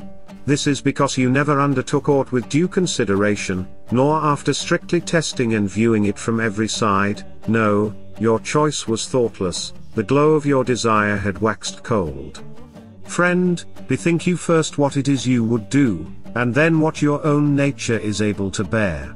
Would you be a wrestler? Consider your shoulders, your thighs, your loins, not all men are formed to the same end. Think you to be a philosopher while acting as you do? Think you go on thus eating, thus drinking, giving way in like manner to wrath and to displeasure? Nay, you must watch, you must labor, overcome certain desires, quit your familiar friends, submit to be despised by your slave, to be held in derision by them that meet you, to take the lower place in all things, in office, in positions of authority, in courts of law. Weigh these things fully, and then, if you will, lay to your hand, if as the price of these things you would gain freedom, tranquility, and passionless serenity. 105. He that hath no musical instruction is a child in music, he that hath no letters is a child in learning, he that is untaught is a child in life. 106. Can any profit be derived from these men? Aye, from all. What, even from a reviler? Why, tell me what profit a wrestler gains from him who exercises him beforehand. The very greatest, he trains me in the practice of endurance, of controlling my temper, of gentle ways. You deny it.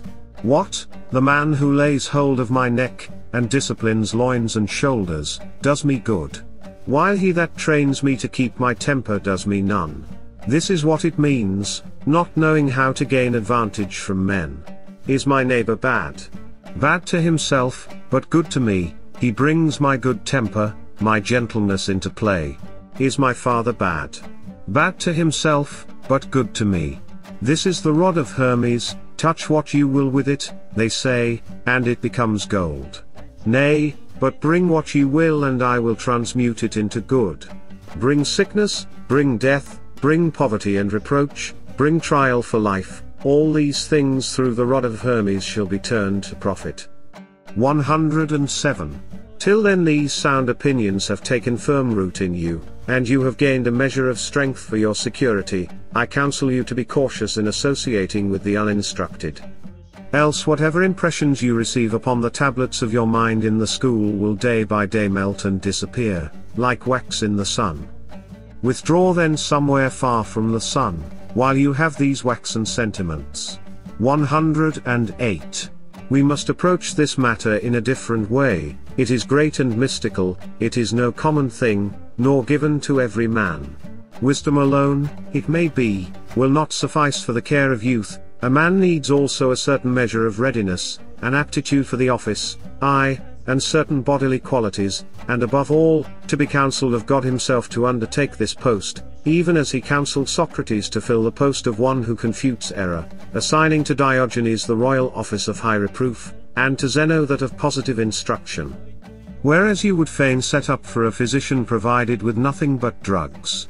Where and how they should be applied you neither know nor care. 109.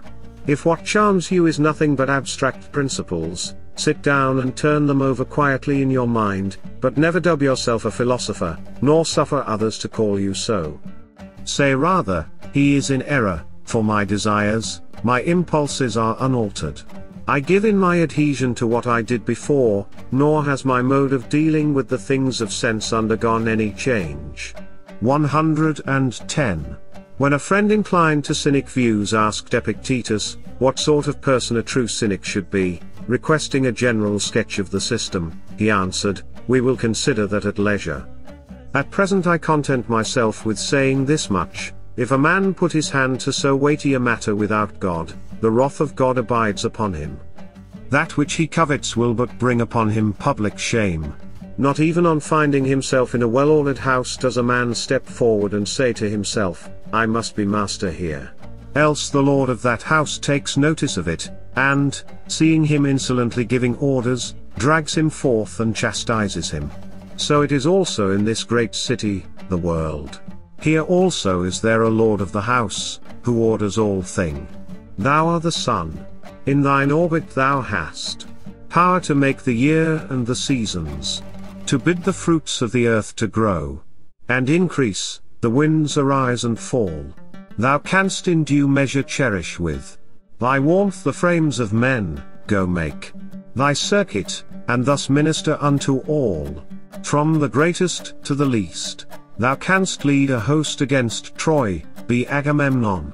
Thou canst meet Hector in single combat, be Achilles. But had Thersites stepped forward and claimed the chief command, he had been met with a refusal, or obtained it only to his own shame and confusion of face, before a cloud of witnesses. 111. Others may fence themselves with walls and houses, when they do such deeds as these, and wrap themselves in darkness, aye, they have many a device to hide themselves. Another may shut his door and station one before his chamber to say, if any comes, he has gone forth. He is not at leisure. But the true cynic will have none of these things. Instead of them, he must wrap himself in modesty, else he will but bring himself to shame, naked and under the open sky. That is his house, that is his door, that is the slave that guards his chamber, that is his darkness. 112. Death. Let it come when it will, whether it smite but a part of the whole. Fly, you tell me, fly. But whither shall I fly? Can any man cast me beyond the limits of the world? It may not be.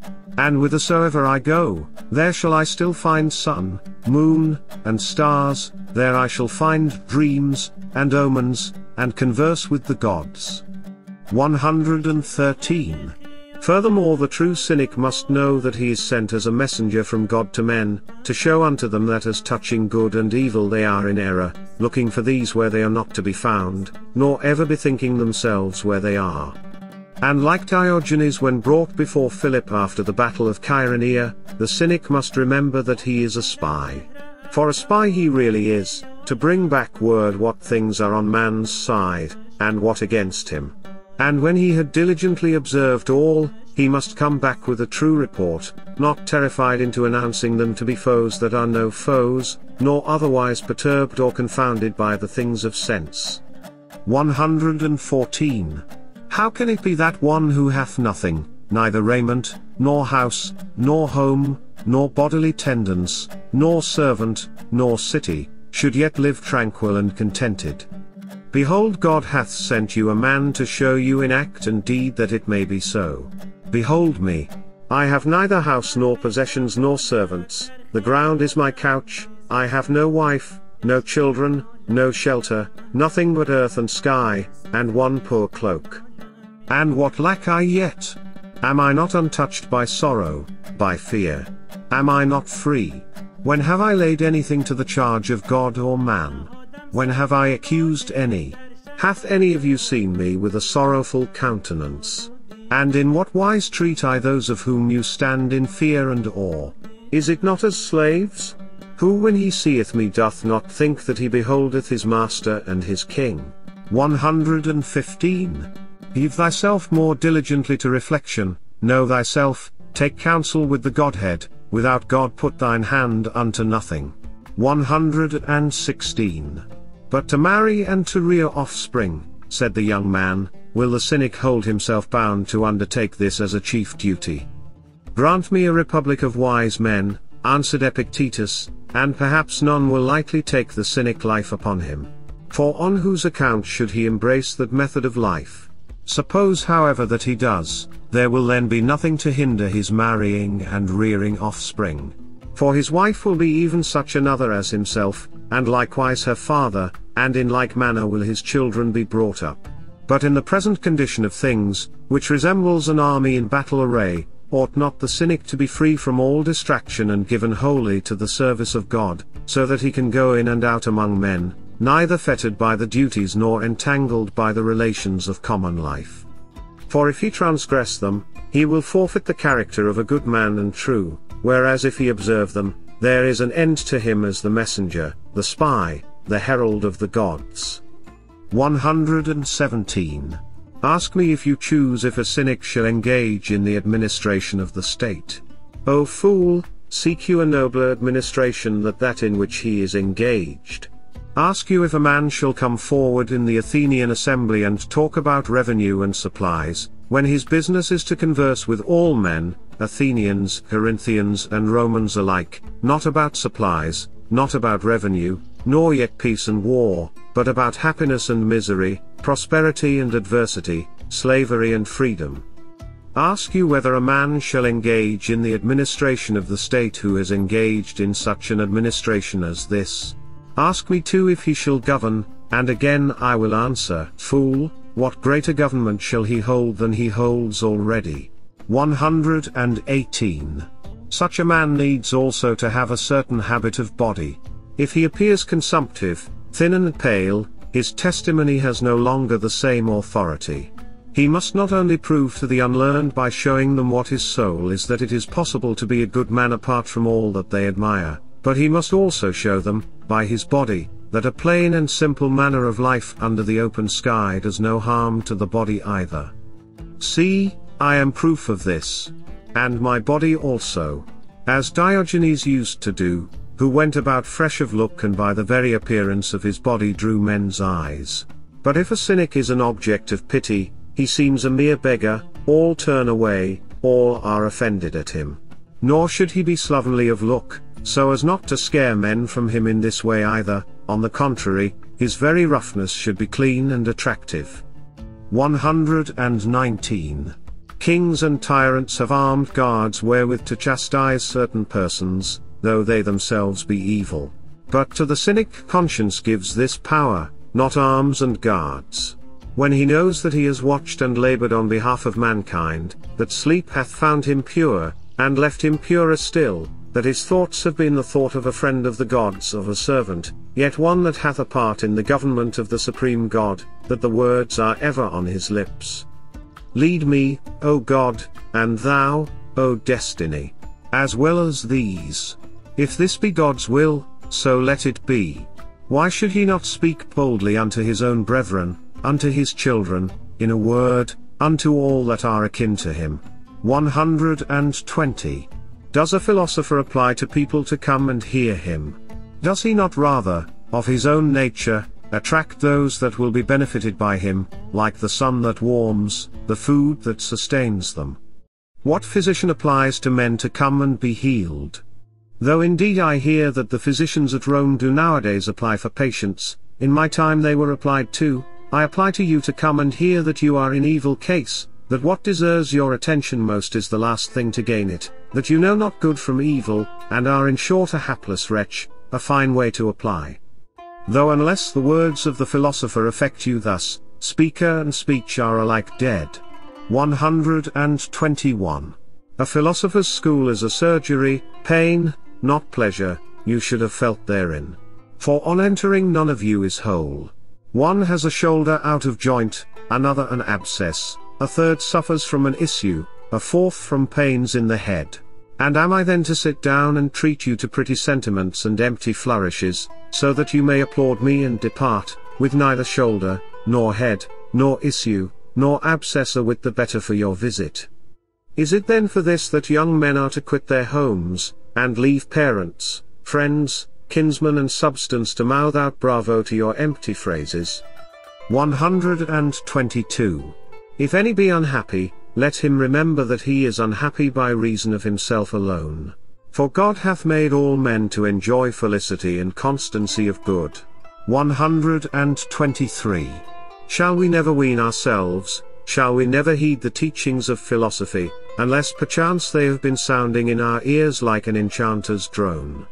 This world is one great city, and one is the substance whereof it is fashioned. A certain period indeed there needs must be, while these give place to those. Some must perish for others to succeed, some move and some abide, yet all is full of friends, first God, then men, whom nature hath bound by ties of kindred each to each. 124. Nor did the hero weep and lament at leaving his children orphans. For he knew that no man is an orphan, but it is the Father that careth for all continually and for evermore. Not by mere report had he heard that the supreme God is the Father of men, seeing that he called him Father, believing him so to be, and in all that he did had ever his eyes fixed upon him. Wherefore in whatsoever place he was, there was given him to live happily. 125. Know you not that the thing is a warfare? One man's duty is to mount guard, another must go out to reconnoiter, a third to battle. All cannot be in one place, nor would it even be expedient. But you, instead of executing you commander's orders, complain if aught harsher than usual is enjoined, not understanding to what condition you are bringing the army, so far as in you lies. If all were to follow your example, none would dig a trench, none would cast a rampart around the camp, none would keep watch, or expose himself to danger, but all turn out useless for the service of war. Thus it is here also. Every life is a warfare, and that long and various. You must fulfill a soldier's duty, and obey each order at your commander's nod, aye, if it be possible, divine what he would have done, for between that command and this, there is no comparison, either in might or in excellence. 126. Have you again forgotten? Know you not that a good man does nothing for appearance sake, but for the sake of having done right? Is there no reward then? Reward. Do you seek any greater reward for a good man than doing what is right and just? Yet at the great games you look for nothing else, there the victor's crown you deem enough. Seems it to you so small a thing and worthless, to be a good man, and happy therein? 127. It befits thee not to be unhappy by reason of any, but rather to be happy by reason of all men, and especially by reason of God, who formed us to this end. 128. What, did Diogenes love no man, he that was so gentle, so true a friend to men as cheerfully to endure such bodily hardships for the common weal of all mankind? But how loved he them? As behoved a minister of the supreme God, alike caring for men and subject unto God. 129. I am by nature made for my own good, not for my own evil. 130. Remind thyself that he whom thou lovest is mortal, that what thou lovest is not thine own, it is given thee for the present, not irrevocably nor for ever, but even as a fig or a bunch of grapes at the appointed season of the year. But these are words of evil omen. What, callest thou aught of evil omen save that which signifies some evil thing? Cowardice is a word of evil omen, if thou wilt, and meanness of spirit, and lamentation and mourning, and shamelessness. But do not, I pray thee, call of evil omen a word that is significant of any natural thing, as well call of evil omen the reaping of the corn, for that means the destruction of the ears, though not of the world. As well say that the fall of the leaf is of evil omen, that the dried fig should take the place of the green, that raisins should be made from grapes. All these are changes from a former state into another, not destruction, but an ordered economy, a fixed administration. Such is leaving home, a change of small account, such is death, a greater change, from what now is, not to what is not, but to what is not now. Shall I then no longer be? Not so, thou wilt be, but something different, of which the world now hath need. For thou too wert born not when thou cosest, but when the world had need of thee. 131. Wherefore a good man and true, bearing in mind who he is and whence he came and from whom he sprang, cares only how he may fill his post with due discipline, and obedience to God. Wilt thou that I continue to live? Then will I live, as one that is free and noble, as thou wouldst have me. For thou hast made me free from hindrance in what appertaineth unto me. But hast thou no further need of me? I thank thee. Up to this hour have I stayed for thy sake and none other's, and now in obedience to thee I depart. How dost thou depart? Again I say, as thou wouldst have me, as one that is free, as thy servant, as one whose ear is open unto what thou dost enjoin, what thou dost forbid. 132. Whatsoever place or post thou assignest me, sooner will I die 1,000 deaths, as Socrates said, than desert it. And where wilt thou have me to be? At Rome or Athens? At Thebes or on a desert island? Only remember me there? Shouldst thou send me where man cannot live as nature would have him, I will depart, not in disobedience to thee, but as though thou wert sounding the signal for my retreat. I am not deserting thee, far be that from me. I only perceive that thou needest me no longer. 133. If you are in Gyros, do not let your mind dwell upon life at Rome, and all the pleasures it offered to you when living there, and all that would attend your return. Rather be intent on this, how he that lives in Gyros may live in Gyros like a man of spirit. And if you are at Rome, do not let your mind dwell upon the life at Athens, but study only how to live at Rome. Finally, in the room of all other pleasures put this, the pleasure which springs from conscious obedience to God. 134. To a good man there is no evil, either in life or death. And if God supply not food, has he not, as a wise commander, sounded the signal for retreat and nothing more? I obey, I follow, speaking good of my commander, and praising his acts. For at his good pleasure I came, and I depart when it pleases him, and while I was yet alive that was my work, to sing praises unto God. 135. Reflect that the chief source of all evils to man, and of baseness and cowardice, is not death, but the fear of death. Against this fear then, I pray you, harden yourself, to this let all your reasonings, your exercises, your reading tend. Then shall you know that thus alone are men set free. 136. He is free who lives as he wishes to live, to whom none can do violence, none hinder or compel, whose impulses are unimpeded, whose desires are attain their purpose, who falls not into what he would avoid. Who then would live in error? None. Who would live deceived and prone to fall, unjust, intemperate, in abject whining at his lot? None. Then doth no wicked man live as he would, and therefore neither is he free. 137. Thus do the more cautious of travelers act. The road is said to be beset by robbers. The traveler will not venture alone, but awaits the companionship on the road of an ambassador, a quaestor or a proconsul. To him he attaches himself, and thus passes by in safety. So doth the wise man in the world. Many are the companies of robbers and tyrants, many the storms, the straits, the losses of all a man holds dearest. Whither shall he fall for refuge, how shall he pass by unassailed? What companion on the road shall he await for protection? Such and such a wealthy man, of consular rank. And how shall I be profited, if he is stripped and falls to lamentation and weeping? And how if my fellow traveler himself turns upon me and robs me? What am I to do? I will become a friend of Caesar's. In his train none will do me wrong. In the first place, oh the indignities I must endure to win distinction. Oh the multitude of hands there will be to rob me. And if I succeed, Caesar too is but a mortal. While should it come to pass that I offend him, whither shall I flee from his presence? To the wilderness. And may not fever await me there? What then is to be done? Cannot a fellow traveler be found that is honest and loyal, strong and secure against surprise? Thus doth the wise man reason, considering that if he would pass through in safety, he must attach himself unto God. 138. How understandest thou attach himself to God? That what God wills, he should will also, that what God wills not, neither should he will. How then may this come to pass?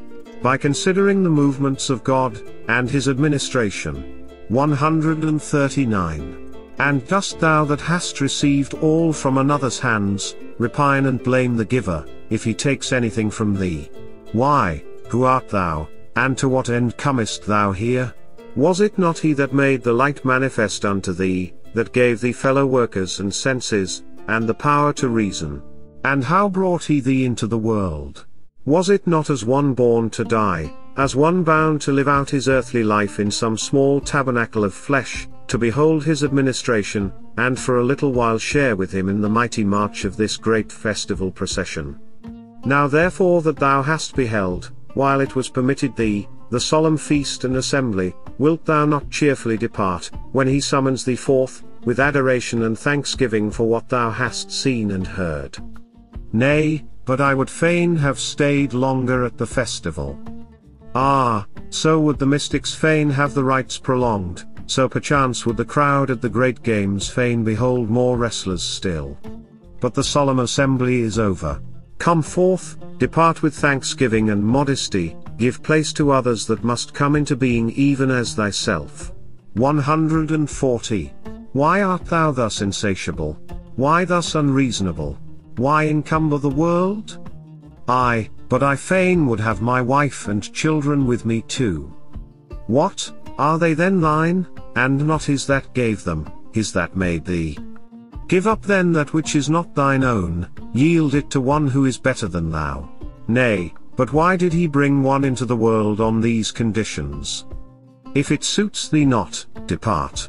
He hath no need of a spectator who finds fault with his lot. Them that will take part in the feast he needeth, that will lift their voices with the rest that men may applaud the more, and exalt the great assembly in hymns and songs of praise. But the wretched and the fearful he will not be displeased to see absent from it, for when they were present, they did not behave as at a feast, nor fulfill their proper office, but moaned as though in pain, and found fault with their fate, their fortune and their companions, insensible to what had fallen to their lot, insensible to the powers they had received for a very different purpose, the powers of magnanimity, nobility of heart, of fortitude, or freedom. 141. Art thou then free? A man may say, so help me heaven, I long and pray for freedom. But I cannot look my masters boldly in the face, I still value the poor body, I still set much store on its preservation whole and sound. But I can point thee out a free man, that thou mayest be no more in search of an example. Diogenes was free. How so? Not because he was of free parentage, for that, indeed, was not the case, but because he was himself free. He had cast away every handle whereby slavery might lay hold of him to enslave him, nor was it possible for any to approach and take hold of him to enslave him. All things sat loose upon him, all things were to him attached by but slender ties. Hadst thou seized upon his possessions, he would rather have let them go than have followed thee for them, aye, had it been even a limb, or mayhap his whole body, and in like manner, relatives, friends, and country. For he knew whence they came, from whose hands and on what terms he had received them. His true forefathers, the gods, his true country, he never would have abandoned, nor would he have yielded to any man in obedience and submission to the one nor in cheerfully dying for the other. For he was ever mindful that everything that comes to pass has its source and origin there, being indeed brought about for the weal of that his true country, and directed by him in whose governance it is. 142. Ponder on this, on these convictions, on these words, fix thine eyes on these examples, if thou wouldst be free, if thou hast thine heart set upon the matter according to its worth. And what marvel if thou purchase a greater thing at so great and high a price? For the sake of this that men deem liberty, some hang themselves, others cast themselves down from the rock, aye, time has been when whole cities came utterly to an end, while for the sake of freedom that is true, and sure, and unassailable, dost thou grudge to God what he gave, when he claims it? Wilt thou not study, as Plato saith, to endure, not death alone, but torture, exile, stripes, in a word, to render up all that is not thine own? Else thou wilt be a slave amid slaves, wert thou 10,000 times a consul, aye, not a whit the less, though thou climb the palace steps. And thou shalt know how true the saying of Cleanthes, that though the words of philosophers may run counter to the opinions of the world, yet have they reason on their side. 143. Asked how a man should best grieve his enemy, Epictetus replied, by setting himself to live the noblest life himself. 144. I am free, I am a friend of God, ready to render him willing obedience. Of all else I may set store by nothing, neither by mine own body, nor possessions, nor office, nor good report, nor, in a word, aught else beside. For it is not his will, that I should so set store by these things. Had it been his pleasure, he would have placed my good therein. But now he hath not done so, therefore I cannot transgress one jot of his commands. In everything hold fast that which is thy good, but to all else, as far as is given thee, within the measure of reason only, contented with this alone. Else thou wilt meet with failure, ill success, let and hindrance. These are the laws ordained of God, these are his edicts, these a man should expound and interpret, to these submit himself, not to the laws of Masurius and Cassius. 145. Remember that not the love of power and wealth sets us under the heel of others, but even the love of tranquility, of leisure, of change of scene, of learning in general. It matters not what the outward thing may be, to set store by it is to place thyself in subjection to another. Where is the difference then between desiring to be a senator, and desiring not to be one, between thirsting for office and thirsting to be quit of it? Where is the difference between crying, woe is me, I know not what to do, bound hand and foot as I am to my books, so that I cannot stir, and crying, woe is me, I have not time to read? As though a book were not as much an outward thing and independent of the will, as office and power and the receptions of the great. Or what reason hast thou, tell me, for desiring to read? For if thou aim at nothing beyond the mere delight of it, or gaining some scrap of knowledge, thou art but a poor, spiritless knave. But if thou desirest to study to its proper end, what else is this than a life that flows on tranquil and serene? And if thy reading secures thee not serenity, what profits it? Nay, but it doth secure it, quoth he, and that is why I repine at being deprived of it.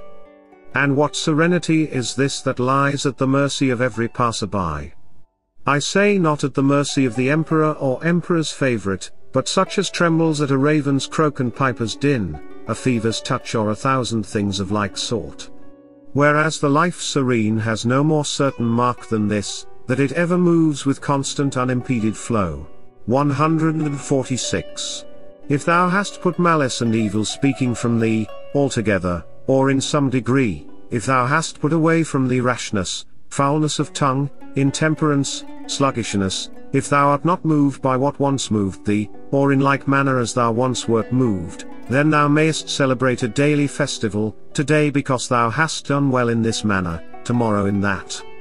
How much greater cause is here for offering sacrifice, than if a man should become consul or prefect? 147. These things hast thou from thyself and from the gods, only remember who it is that giveth them, to whom and for what purpose they were given. Feeding thy soul on thoughts like these, dost thou debate in what place happiness awaits thee? In what place thou shalt do God's pleasure? Are not the gods nigh unto all places alike? See they not alike what everywhere comes to pass? 148. To each man God hath granted this inward freedom. These are the principles that in a house create love, in a city concord, among nations peace, teaching a man gratitude towards God and cheerful confidence, wherever he may be, in dealing with outward things that he knows are neither his nor worth striving after. 149. If you seek truth, you will not seek to gain a victory by every possible means, and when you have found truth, you need not fear being defeated. 150. What foolish talk is this? How can I any longer lay claim to right principles, if I am not content with being what I am, but am all aflutter about what I am supposed to be? 151. God hath made all things in the world, nay, the world itself, free from hindrance and perfect, and its parts for the use of the whole. No other creature is capable of comprehending his administration thereof, but the reasonable being man possesses faculties for the consideration of all these things, not only that he is himself a part, but what part he is, and how it is meet that the parts should give place to the whole. Nor is this all. Being naturally constituted noble, magnanimous, and free, he sees that the things which surround him are of two kinds. Some are free from hindrance and in the power of the will. Other are subject to hindrance, and depend on the will of other men. If then he place his own good, his own best interest, only in that which is free from hindrance and in his power, he will be free, tranquil, happy, unharmed, noble-hearted, and pious, giving thanks to all things unto God, finding fault with nothing that comes to pass, laying no charge against anything. Whereas if he places good in outward things, depending not on the will, he must perforce be subject to hindrance and restraint, the slave of those that have power over the things he desires and fears. He must perforce be impious, as deeming himself injured at the hands of God. He must be unjust, as ever prone to claim more than his due. He must perforce be of a mean and abject spirit. 152. Whom then shall I fear? The lords of the bedchamber, lest they should shut me out. If they find me desirous of entering in, let them shut me out, if they will. Then why comest thou to the door?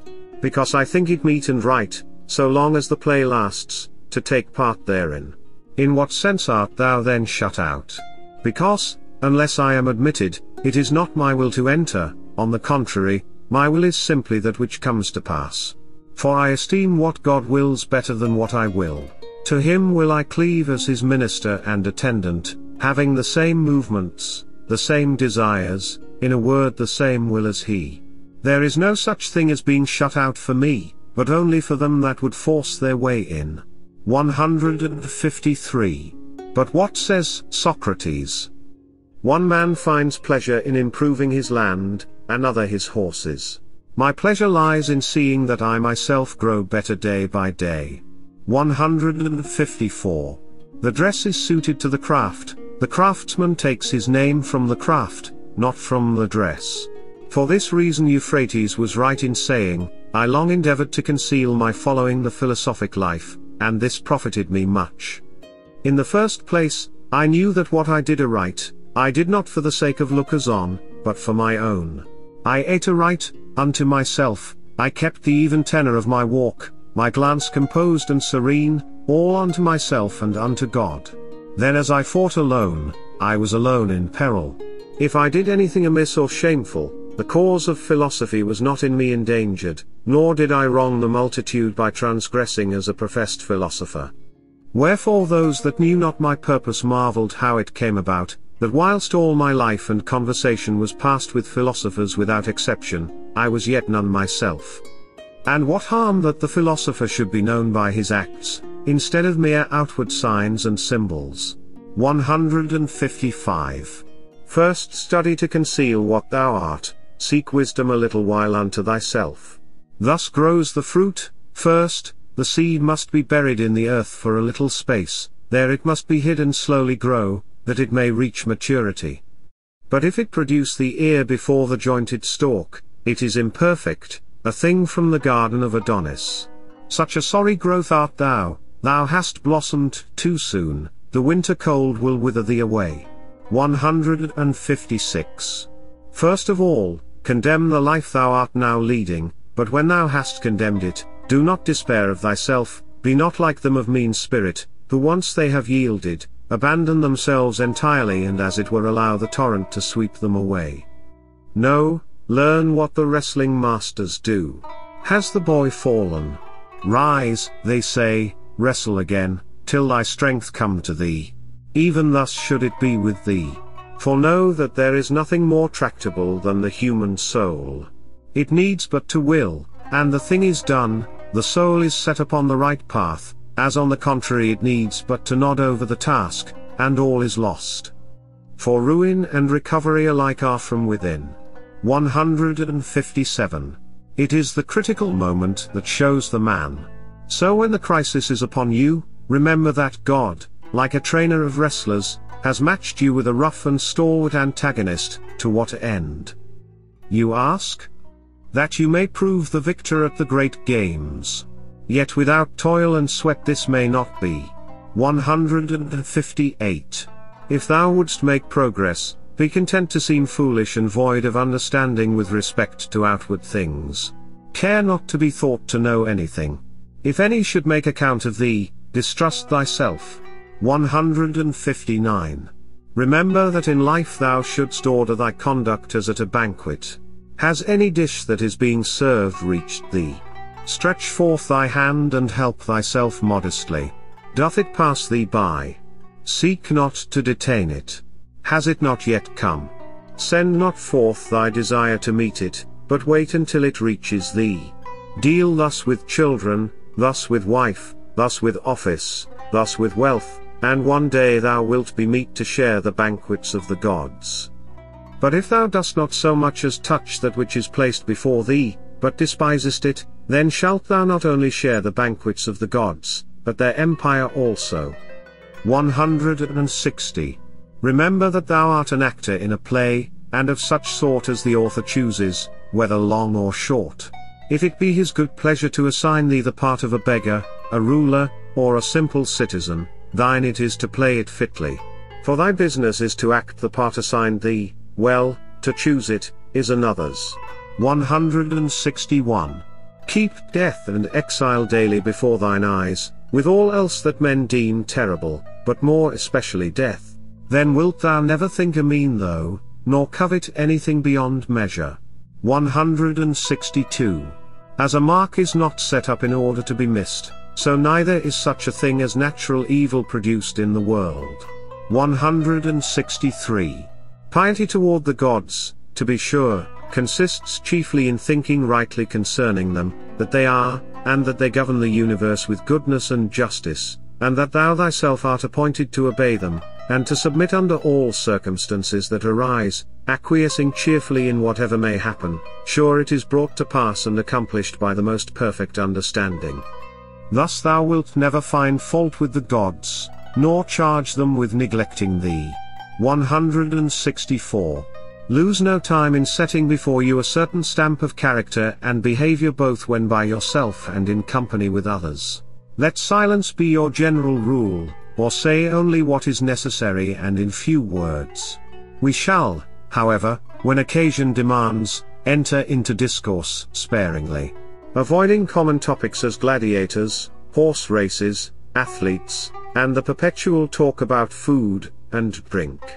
Above all, avoid speaking of persons, either in way of praise or blame, or comparison. If you can, win over the conversation of your company to what it should be by your own. But if you find yourself cut off without escape among strangers and aliens, be silent. 165. Laughter should not be much, nor frequent, nor unrestrained. 166. Refuse altogether to take an oath if you can, if not, as far as may be. 167. Banquets of the unlearned and of them that are without, avoid. But if you have occasion to take part in them, let not your attention be relaxed for a moment, lest you slip after all into evil ways. For you may rest assured that be a man ever so pure himself, he cannot escape defilement if his associates are impure. 168. Take what relates to the body as far as the bare use warrants, as meat, drink, raiment, house and servants. But all that makes for show and luxury reject. 169. If you are told that such an one speaks ill of you, make no defense against what was said, but answer, he surely knew not my other faults, else he would not have mentioned these only. 170. When you visit any of those in power, bethink yourself that you will not find him in, that you may not be admitted, that the door may be shut in your face, that he may not concern himself about you. If with all this, it is your duty to go, bear what happens, and never say to yourself, it was not worth the trouble. For that would smack of the foolish and unlearned who suffer outward things to touch them. 171. In company avoid frequent and undue talk about your own actions and dangers. However pleasant it may be to you to enlarge upon the risks you have run, others may not find such pleasure in listening to your adventures. Avoid provoking laughter also, it is a habit from which one easily slides into the ways of the foolish, and apt to diminish the respect which your neighbors feel for you. To border on coarse talk is also dangerous. On such occasions, if a convenient opportunity offer, rebuke the speaker. If not, at least by relapsing into silence, coloring, and looking annoyed, show that you are displeased with the subject. 172. When you have decided that a thing ought to be done, and are doing it, never shun being seen doing it, even though the multitude should be likely to judge the matter amiss. For if you are not acting rightly, shun the act itself; if rightly, however, why fear misplaced censure? 173. It stamps a man of mean capacity to spend much time on the things of the body, as to be long over bodily exercises, long over eating, long over drinking, long over other bodily functions. Rather should these things take the second place, while all your care is directed to the understanding. 174. Everything has two handles, one by which it may be borne, the other by which it may not. If your brother sin against you, lay not hold of it by the handle of injustice, for by that it may not be borne, but rather by this, that he is your brother, the comrade of your youth, and thus you will lay hold on it so that it may be borne. 175. Never call yourself a philosopher nor talk much among the unlearned about principles, but do that which follows from them. Thus at a banquet, do not discuss how people ought to eat, but eat as you ought. Remember that Socrates thus entirely avoided ostentation. Men would come to him desiring to be recommended to philosophers, and he would conduct them thither himself, so well did he bear being overlooked. Accordingly, if any talk concerning principles should arise among the unlearned, be you for the most part silent. For you run great risk of spewing up what you have ill digested. And when a man tells you that you know nothing and you are not nettled at it, then you may be sure that you have begun the work. 176. When you have brought yourself to supply the needs of the body at small cost, do not pique yourself on that, nor if you drink only water, keep saying on each occasion, I drink water. And if you ever want to practice endurance and toil, do so unto yourself and not unto others, do not embrace statues. 177.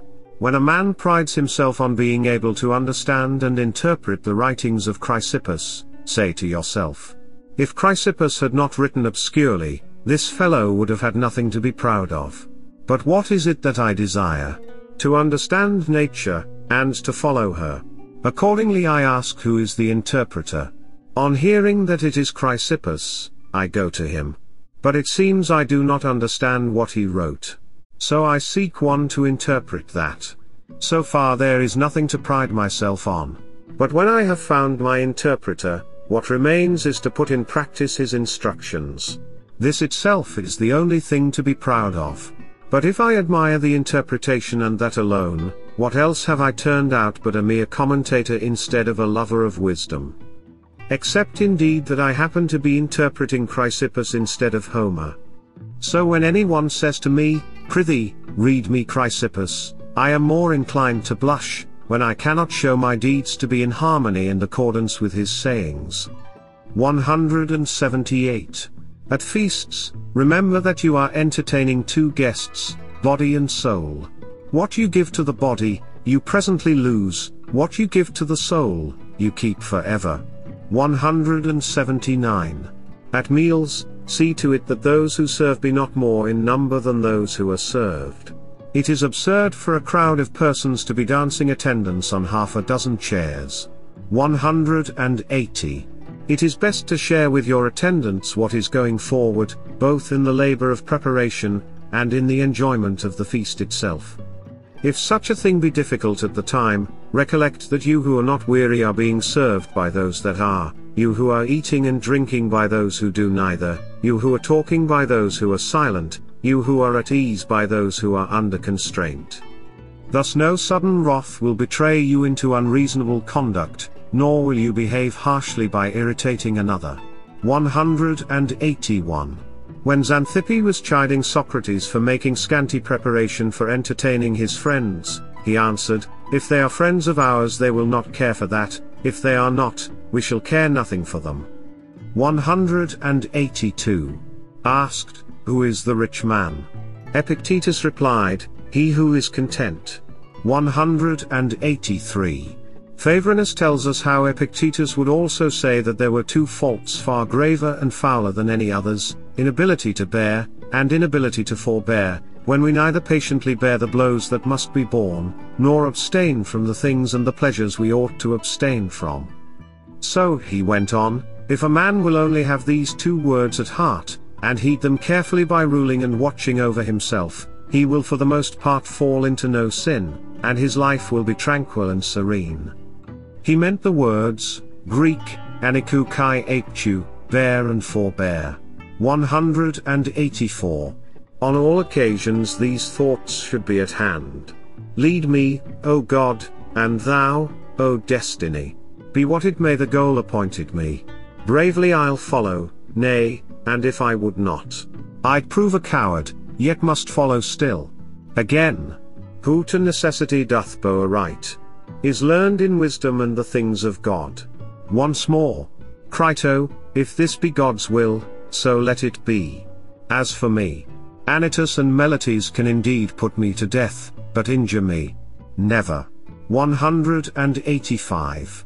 We shall then be like Socrates, when we can indite hymns of praise to the gods in prison. 186. It is hard to combine and unite these two qualities, the carefulness of one who is affected by circumstances, and the intrepidity of one who heeds them not. But it is not impossible, else were happiness also impossible. We should act as we do in seafaring. What can I do? Choose the master, the crew, the day, the opportunity. Then comes a sudden storm. What matters it to me? My part has been fully done. The matter is in the hands of another, the master of the ship. The ship is foundering. What then have I to do? I do the only thing that remains to me, to be drowned without fear, without a cry, without upbraiding God, but knowing that what has been born must likewise perish. For I am not eternity, but a human being, a part of the whole, as an hour is part of the day. I must come like the hour, and like the hour must pass. 187. And now we are sending you to Rome to spy out the land, but none send a coward as such a spy, that, if he hear but a noise and see a shadow moving anywhere, loses his wits and comes flying to say, the enemy are upon us. So if you go now, and come and tell us, everything at Rome is terrible, death is terrible, exile is terrible, slander is terrible, want is terrible, fly, comrades. The enemy are upon us. We shall reply, get you gone, and prophesy to yourself. We have but erred in sending such a spy as you. Diogenes, who was sent as a spy long before you, brought us back another report than this. He says that death is no evil, for it need not even bring shame with it.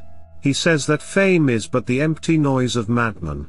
And what report did this spy bring us of pain, what of pleasure, what of want? That to be clothed in sackcloth is better than any purple robe, that sleeping on the bare ground is the softest couch, and in proof of each assertion he points to his own courage, constancy, and freedom, to his own healthy and muscular frame. There is no enemy near, he cries, all is perfect peace. 188. If a man has this peace, not the peace proclaimed by Caesar, how indeed should he have it to proclaim? Nay, but the peace proclaimed by God through reason, will not that suffice him when alone, when he beholds and reflects, now can no evil happen unto me, for me there is no robber, for me no earthquake, all things are full of peace, full of tranquility, neither highway nor city nor gathering of men, neither neighbor nor comrade can do me hurt. Another supplies my food, whose care it is, another my raiment, another hath given me perceptions of sense and primary conceptions. And when he supplies my necessities no more, it is that he is sounding the retreat, that he hath opened the door, and is saying to thee, come. Whither? To naught that thou needest fear, but to the friendly kindred elements whence thou didst spring. Whatsoever of fire is in thee, unto fire shall return, whatsoever of earth, unto earth, of spirit, unto spirit, of water, unto water. There is no Hades, no fabled rivers of sighs, of lamentation, or of fire, but all things are full of beings spiritual and divine. With thoughts like these, beholding the sun, moon, and stars, enjoying earth and sea, a man is neither helpless nor alone. 189. What wouldst thou be found doing when overtaken by death? If I might choose, I would be found doing some deed of true humanity, of wide import, beneficent and noble. But if I may not be found engaged in aught so lofty, let me hope at least for this, what none may hinder, what is surely in my power, that I may be found raising up in myself that which had fallen, learning to deal more wisely with the things of sense, working out my own tranquillity, and thus rendering that which is its due to every relation of life. If death surprise me thus employed, it is enough if I can stretch forth my hands to God and say, the faculties which I received at thy hands for apprehending this thine administration, I have not neglected. As far as in me lay, I have done thee no dishonor. Behold how I have used the senses, the primary conceptions which thou gavest me. Have I ever laid anything to thy charge? Have I ever murmured at aught that came to pass, or wished it otherwise? Have I in anything transgressed the relations of life? For that thou didst beget me, I thank thee for that thou hast given, for the time during which I have used the things that were thine, it suffices me. Take them back and place them wherever thou wilt. They were all thine, and thou gavest them me. If a man depart thus minded, is it not enough? What life is fairer and more noble, what end happier than his? Appendix A, fragments attributed to Epictetus. 1. A life entangled with fortune is like a torrent. It is turbulent and muddy, hard to pass and masterful of mood, noisy and of brief continuance. 2. The soul that companies with virtue is like an ever-flowing source. It is a pure, clear, and wholesome draught, sweet, rich, and generous of its store, that injures not, neither destroys. 3. It is a shame that one who sweetens his drink with the gifts of the bee, should embitter God's gift reason with vice. 4. Crows pick out the eyes of the dead, when the dead have no longer need of them, but flatterers mar the soul of the living, and her eyes they blind. 5. Keep neither a blunt knife nor an ill-disciplined looseness of tongue. 6. Nature hath given men one tongue but 2 ears, that we may hear from others twice as much as we speak. 7. Do not give sentence in another tribunal till you have been yourself judged in the tribunal of justice. 8. It is shameful for a judge to be judged by others. 9. Give me by all means the shorter and nobler life, instead of one that is longer but of less account. 10. Freedom is the name of virtue, slavery, of vice. None is a slave whose acts are free. 11. Of pleasures, those which occur most rarely give the most delight. 12. Exceed due measure, and the most delightful things become the least delightful. 13. The anger of an ape, the threat of a flatterer, these deserve equal regard. 14. Chastise thy passions that they avenge not themselves upon thee. 15. No man is free who is not master of himself. 16. A ship should not ride on a single anchor, nor life on a single hope. 17. Fortify thyself with contentment, that is an impregnable stronghold. 18. No man who is a lover of money, of pleasure, of glory, is likewise a lover of men, but only he that is a lover of whatsoever things are fair and good. 19. Think of God more often than thou breathest. 20. Choose the life that is noblest, for custom can make it sweet to thee. 21.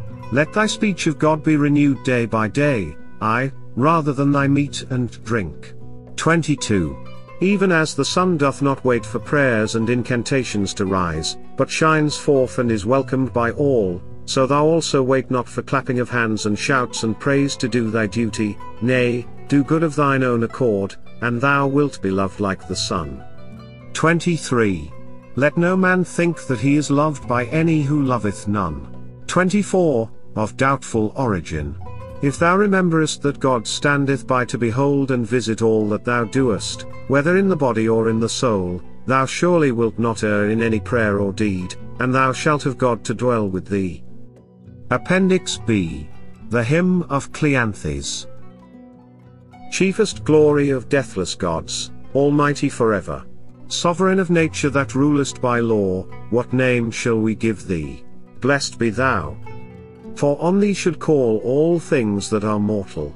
For that we are thine offspring, nay, all that in myriad motion lives for its day on the earth bears one impress, thy likeness, upon it. Wherefore my song is of thee, and I hymn thy power for ever. Lo, the vast orb of the worlds, round the earth evermore as it rolleth, feels thee its ruler and guide, and owns thy lordship rejoicing. I, for thy conquering hands have a servant of living fire. Sharp is the bolt. Where it falls, nature shrinks at the shock and doth shudder. Thus thou directest the word universal that pulses through all things, mingling its life with lights that are great and lights that are lesser. E'en as beseemeth its birth, High King through ages unending. Naught is done that is done without thee in the earth or the waters, or in the heights of heaven, save the deed of the fool and the sinner. Thou canst make rough things smooth, at thy voice, lo, jarring disorder moveth to music, and love is born where hatred abounded. Thus hast thou fitted alike things good and things evil together, that over all might reign one reason, supreme and eternal. Though thereunto the hearts of the wicked be hardened and heedless, woe unto them. For while e'er their hands are grasping at good things, blind are their eyes, yea, stopped are their ears to God's law universal, calling through wise disobedience to live the life that is noble. This they mark not, but heedless of right, turning each to his own way. Here, a heart fired with ambition, in strife and straining unhallowed. There, thrusting honor aside, fast set upon getting and gaining. Others again given over to lusts and dissolute softness, working never God's law, but that which warreth upon it. Nay, but, O giver of all things good, whose home is the dark cloud, thou that wields heaven's bolt, save men from their ignorance grievous. Scatter its night from their souls, and grant them to come to that wisdom, wherewithal, sistered with justice, thou rulest and governest all things, that we, honored by thee, may requite thee with worship and honor, evermore praising thy works, as is meet for men that shall perish, seeing that none, be he mortal or god, hath privilege nobler, than without stint, without stay, to extol thy law universal. End of the Golden Sayings of Epictetus. Thank you for listening. Please like and subscribe if you enjoyed this chill book.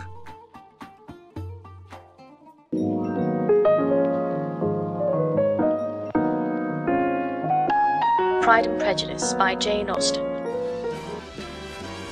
The Great Gatsby by F. Scott Fitzgerald. It was the best of times, it was the worst of times. The Art of War by Sun Tzu.